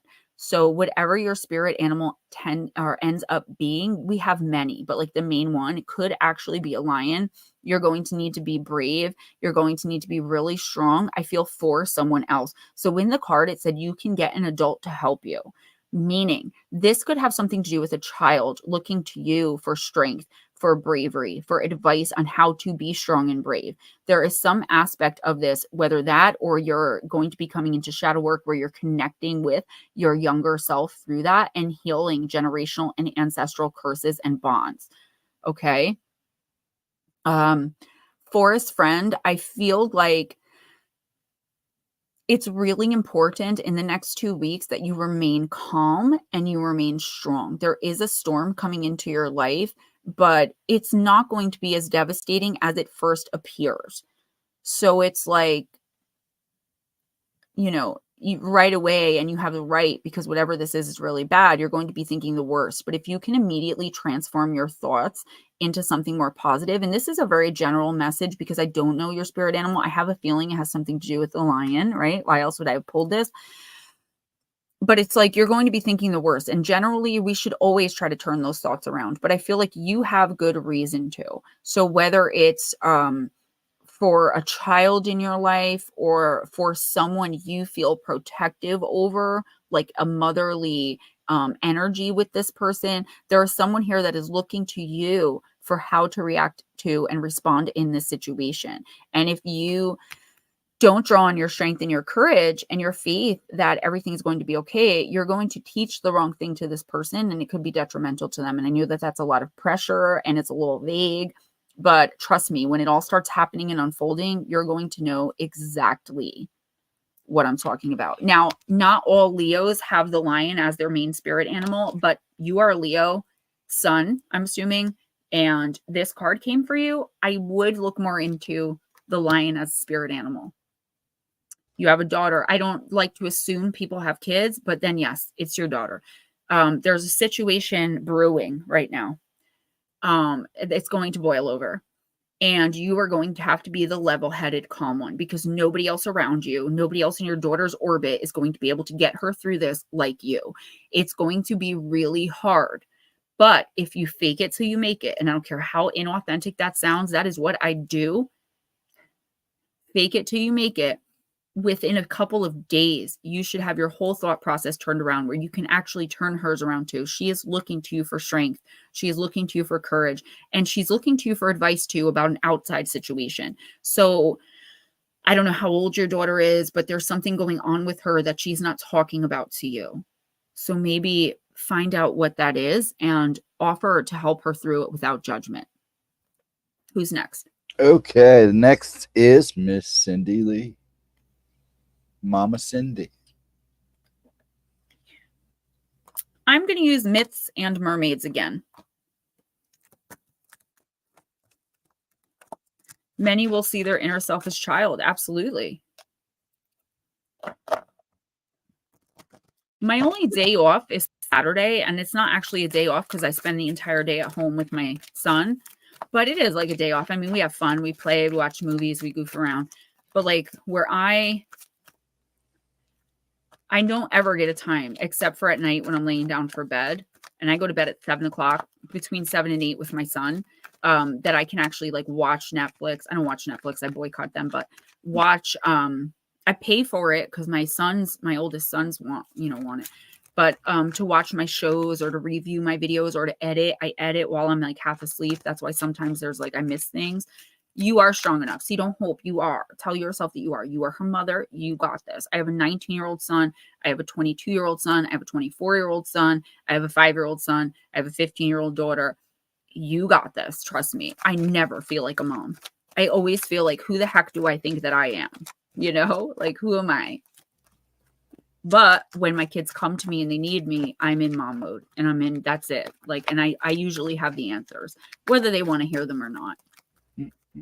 Sometimes they don't. You need to hear it. You're so welcome, Forest Friend. And it's not me, it's your spirit team. I'm just relaying the messages. But I'm 40 years old. I'm going to be 41 in March. And my mom is my best friend. She's the first person I turn to when anything bad happens, anything good happens. Every time I have good news, that's my mom. So, Mermaid with Pink Lotus, Miss Cindy. Card number 1. In the upright position. A fair mermaid drifts languidly among a tangle of lily pads in a tranquil lagoon. A single pink lotus blossom adorns her hair. A second floats nearby in the pool. So relaxed is she that her slight movements do little to disrupt the surface of water. Divination message, make an effort to relax. Stop what you're doing, Cindy, and take a deep breath. It's time to relax.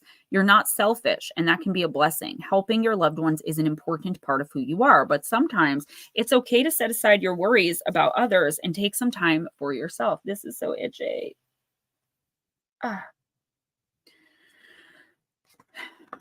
Maybe you're feeling stressed or overwhelmed. Try not to let it wear you down. Yeah, so I feel like we have been trained to feel like taking care of ourselves first is selfish, okay? We've literally had that ingrained in us since we were little. Give to others first, help others first, don't put yourself first. That's very selfish. The fact of the matter is it's not, because if we're not pouring into ourselves, who's going to pour into us? Not too many people in our lives that we help actually give back to us energetically. We give our energy out and it just flows and wastes into the universe without it ever transmuting into anything and bouncing back.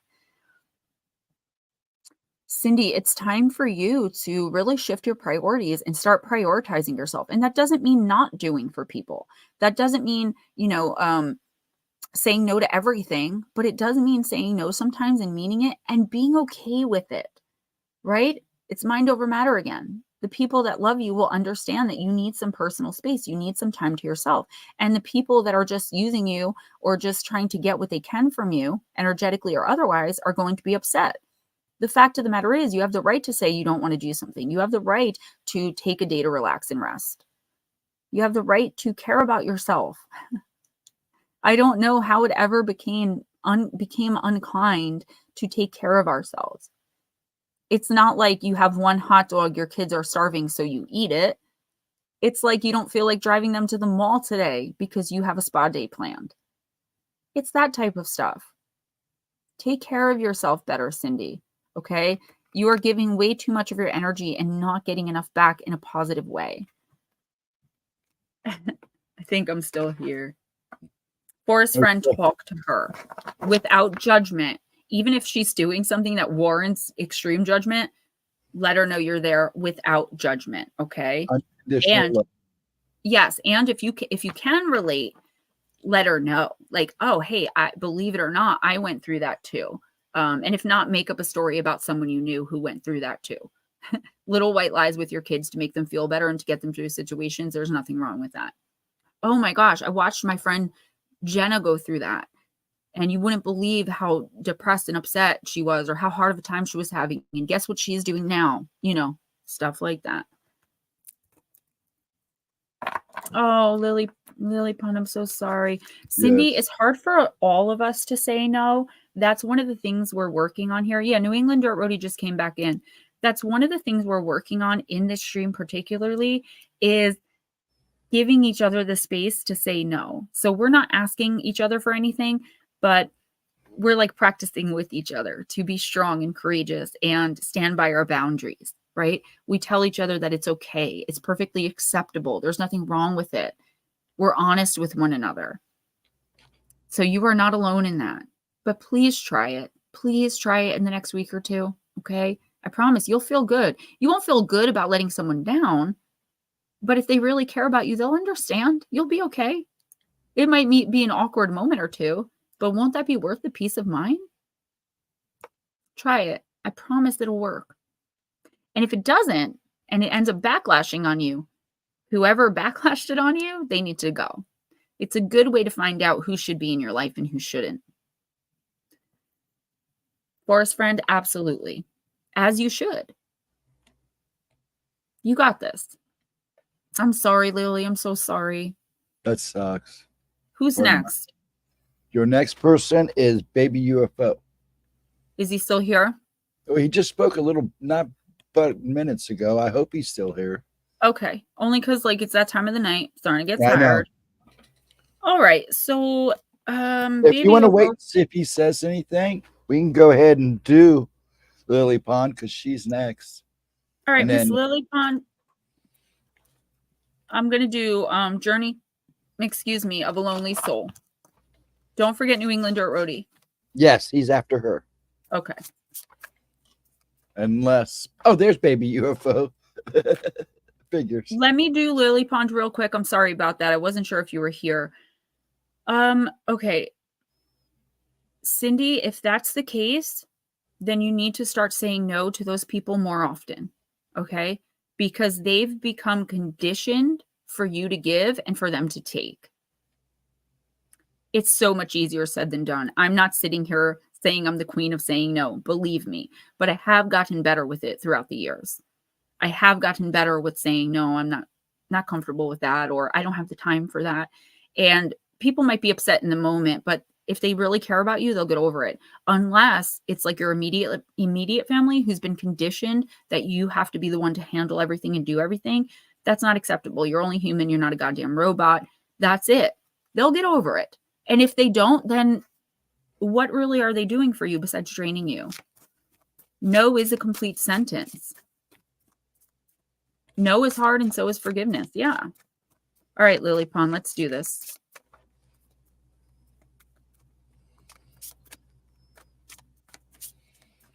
I don't know what any of that means, but I can really sense that it's upsetting. Yeah, it's kind of a bummer. Long Island Bigfoot, it's okay. I knew you'd catch up with me eventually. All right, Miss Lily Pond, inward initiation, card number 1. There are times in your journey when you find yourself being sorely tested. You have vast stores of knowledge born from years of study, but knowledge is only the prelude to power. What matters most is how you will meet the challenges of your present predicament. The world is very clear about what it wants from you: perfection. It would be so very easy to wave that off as impossible and sink into the soft comfort of that sofa, or leap at the apple that dangles behind you. Hold yourself to a higher standard, and you will honor every mentor who imparted their wisdom to you along the way. If it all seems overwhelming, take a step back, evaluate the entire landscape before you, and break down each trial task by task. Then bring your whole self into the fulfillment of each task. You have made yourself ready for this moment. Ask yourself, how can I be more firm with myself? How has my training taught me to cope with this? You have the coping skills. You have the tenacity. You have what it takes to bounce back from this. And it may not be immediate, and it may not look like how you think it should look, but it is possible. You know that. So feel the pain, feel the frustration, feel the anger, feel whatever it is that you need to feel, and then move forward. All you can do is move forward. So why not move forward your way? You can't go back and change anything, right? So you're going to have to move forward. The sun's going to rise and set. How are you going to handle this? Are you going to give in to the temptation to just give up and throw it all away? Are you going to give in to the temptation to wallow in whatever this is? And that's not a judgment. If you choose to do it. But for how long can you possibly go on like that without losing? Oh, thank you, Long Island Bigfoot. It's my new one. It's a new one I got off Temu. It's real, though. It's just this piece. Lily Pond, it's okay to have a moment, but please be sure you don't get stuck. You have the tools, the knowledge, and the know-how, plus the tenacity and determination to get through this, whether you have to lean on someone else or not.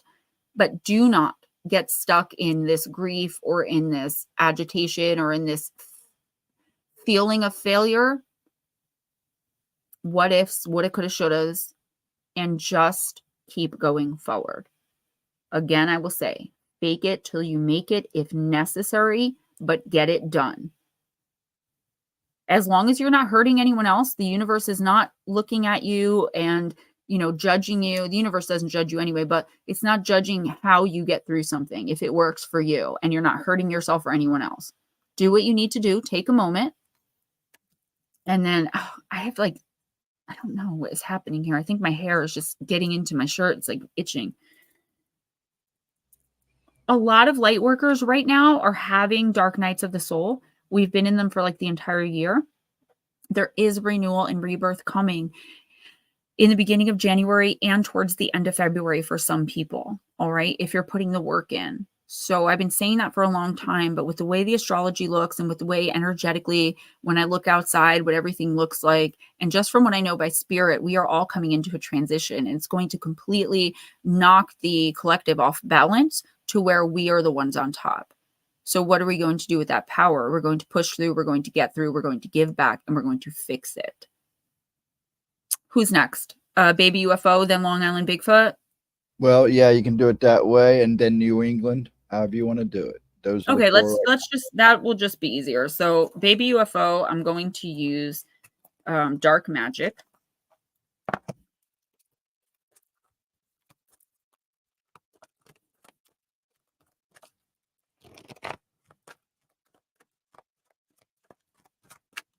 Yeah, Long Island Bigfoot, that's what I'm saying. I know it's easier said than done for sure.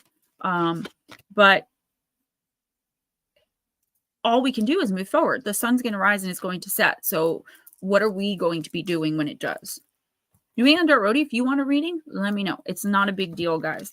I'm not rushing at all. I mean, I'm really hungry. I'm tired, but this is my job. This is where I committed myself to be. It's not like it's taking anything from me. So, okay, friends forever. Grow together individually, baby UFO. Card number 7.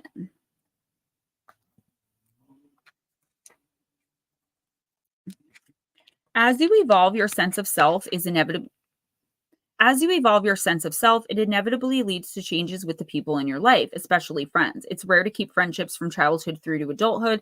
This is often only achieved with compromise, patience, compassion, and love. Lots of unconditional love. When Friends Forever appears, it's time for you to remember your individuality in every close friendship. If you're having a fight with a friend, this card indicates you would benefit from time apart. It indicates there's likely to be stagnancy in the friendship. Time apart will allow your energies and connections to freshen.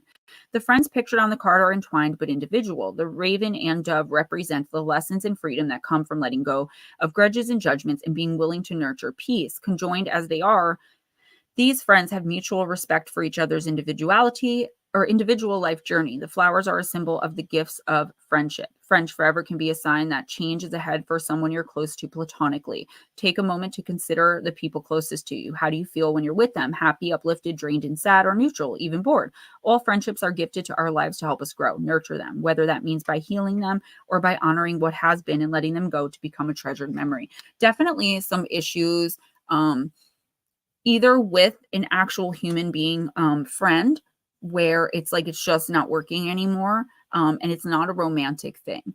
Okay, it's definitely something platonic. Now, if you don't have someone like this in your life that you're super duper close to and have been for a really long time that you know well, this could be talking about an animal.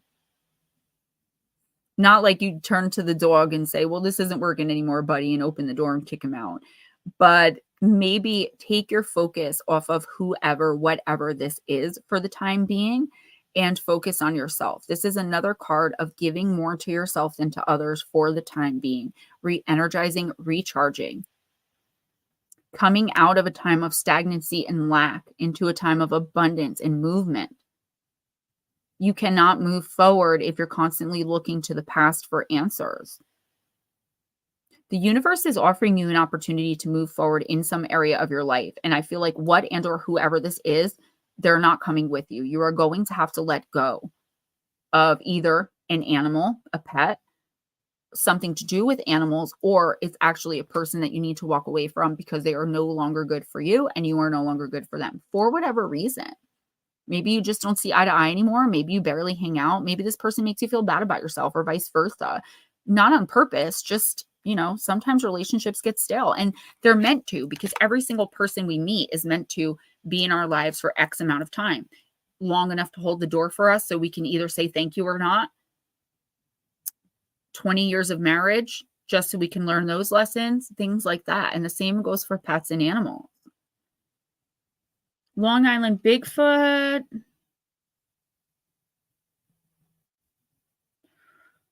I'm going to use Della Wait.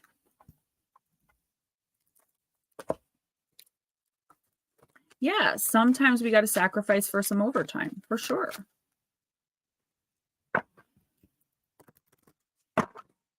All right, Sir Netter.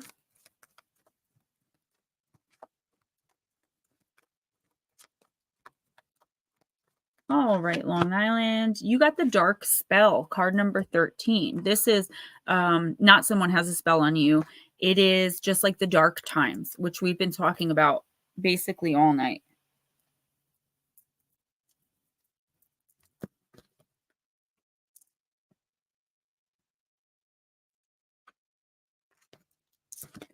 I appear in almost every tale. I am whether a curse or a revenge being thrown into the hero's path. I belong to the night, the fog, the cauldron smoke.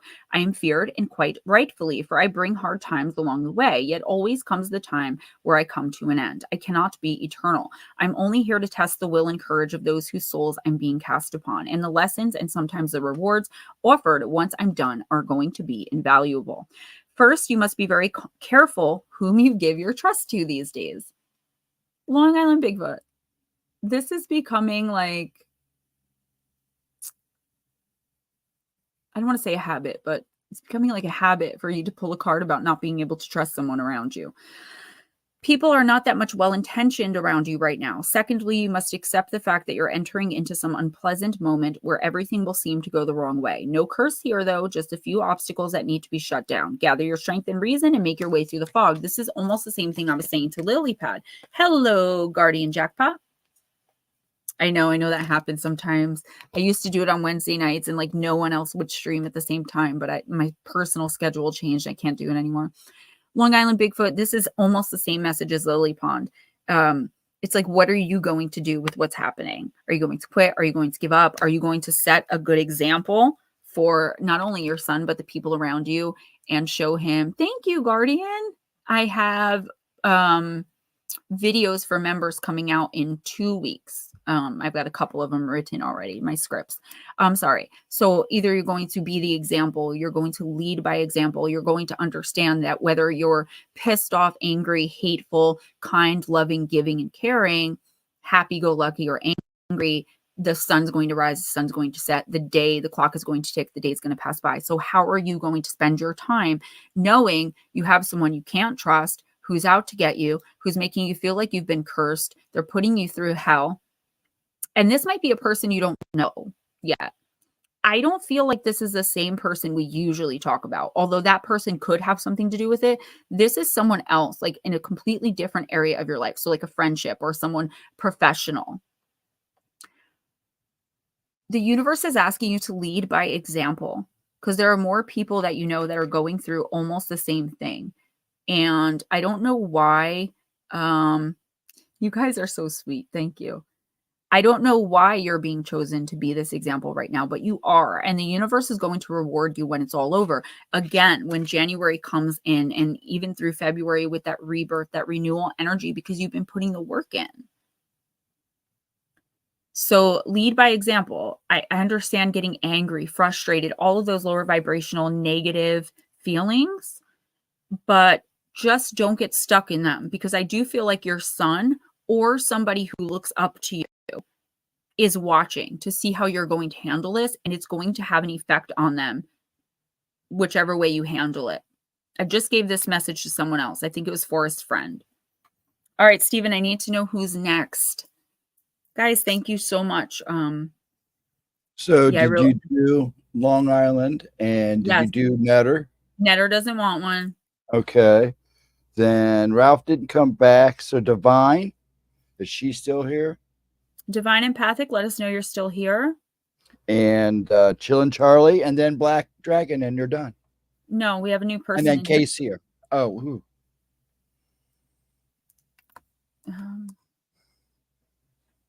Is that what that is? Oh, the Guardian Jackpot. Yeah, but is that what that is, guys? The gifted membership? That's so cool. Thank you. Yeah, you can give gifts. You can give it as a gift. I didn't know that. Yes. I thought it was just like a suggestion of a membership. That is so awesome. Miss Pixie, Sir Mike, thank you guys. That's tremendous. It's green. I'm green. Yay, my fave. Okay. Yeah, no pressure. Definitely. Raymond, thank you for that. No pressure. But he said, we look up to you. Love you, brother. Yeah. You have a lot of people that look up to you. So they're watching how you handle things. You know, are you practicing what you preach? If you can do it, they can do it. So do me that one more time. Casey, I did yesterday. I'm going to talk to her privately. Okay. We've got New England Past, Divine, if she's still here. Okay, Divine Empathic. Chillin' Charlie, if he's still here. And then Black Dragon, I don't even know if he's still here. Okay, so and the new person. And the new person. Okay. So Divine Empathic and Black Dragon and Chillin' Charlie. Chillin' Charlie, please answer because I am ending soon. I am starving. I had a bowl of cereal and a shake today. But I don't mind reading for you guys. You don't have to pass on your readings. I'm good. I plan always to be here till at least 11, but okay, Black left. Thank you, Mark. Oh, you guys are so sweet. Yeah, it is because it brings more people in, especially that I'm putting out the regular the membership content. So that would be really cool. Some behind the scenes stuff for y'all and some actual like videos like the ones I do on my channel. They're going to be the same type of videos done the same way, just for members. So maybe special readings I might throw in, like a pick a card monthly or something like that. So I've got a lot of really good ideas I'm putting into play. All right, so nobody is answering except new guy. Guardian Jackpot. They're So still that's what here, I'm reading right? for, and then I am done. Guardian Jackpot, you're still here, right? Yeah, for sure. I did not know you can do that. Because I'm subscribed to a lot of YouTube channels, but with my schedule, I don't have time to watch anyone else's channel except sometimes when I'm laying down, I'll be able to like catch a live that someone does, like Long Island Bigfoot. If you do a live, I try to catch it at some point. Lara's, of course, on my channel, but really, I don't get to watch that many others. All right, I'm gonna use Dell on a Wait again. Binging on the videos the other day. Nice. I love it. All right. Last one, guys. The Wolf. Card number 22. I am the wild wolf standing before a full moon. I often appear in fairy tales, though my appearance is feared most of the time. They say I'm cruel, hungry, and merciless. They say I eat little pigs, little boys, little girls, and grandmothers as well. They say I hide in the forest with my gleaming fangs and voracious appetite. But this is all a legend. I'm actually nobler, sweeter, and more inspiring than what is said everywhere.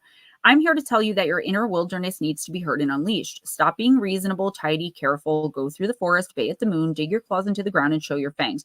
Run, growl, bark.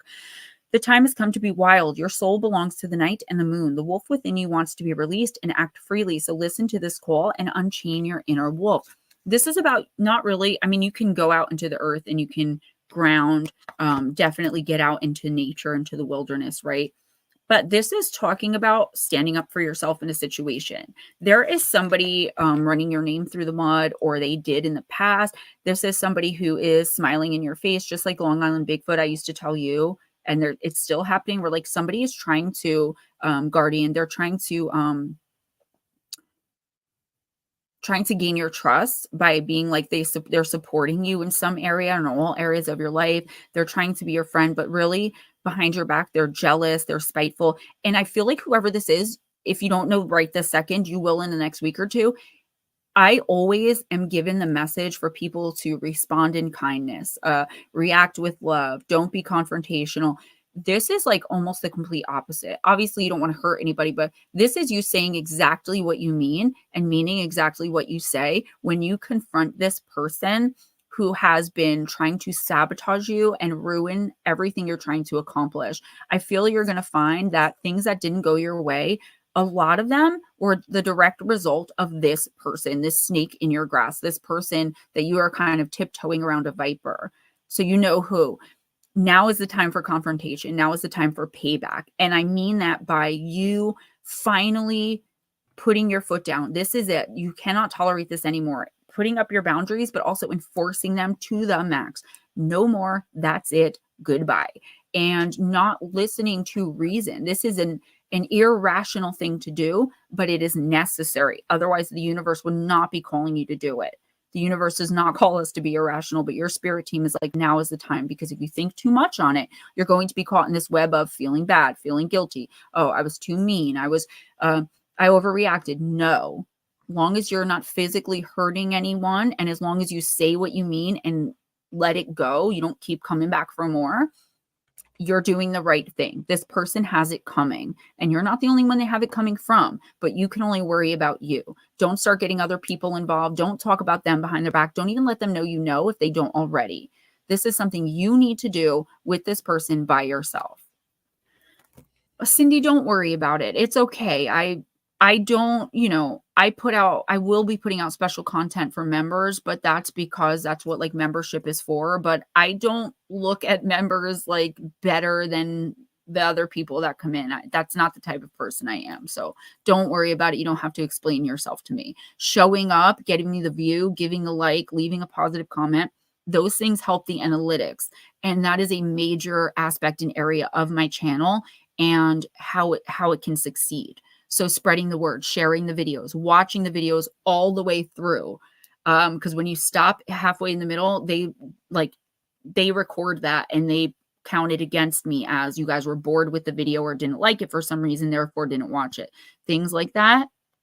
Those help tremendously as well. Okay, guys, I love you all. Thank you so much for coming in. It was so good to see you guys and hang out and have some fun. I'm going to eat anything that I can find in my fridge and pass out. So we will not see you on Tuesday for afternoon talk because RJ has a half day. He gets out at 1:30 and I can't do it at noon because I'm just too behind. I'm trying to get the member stuff out.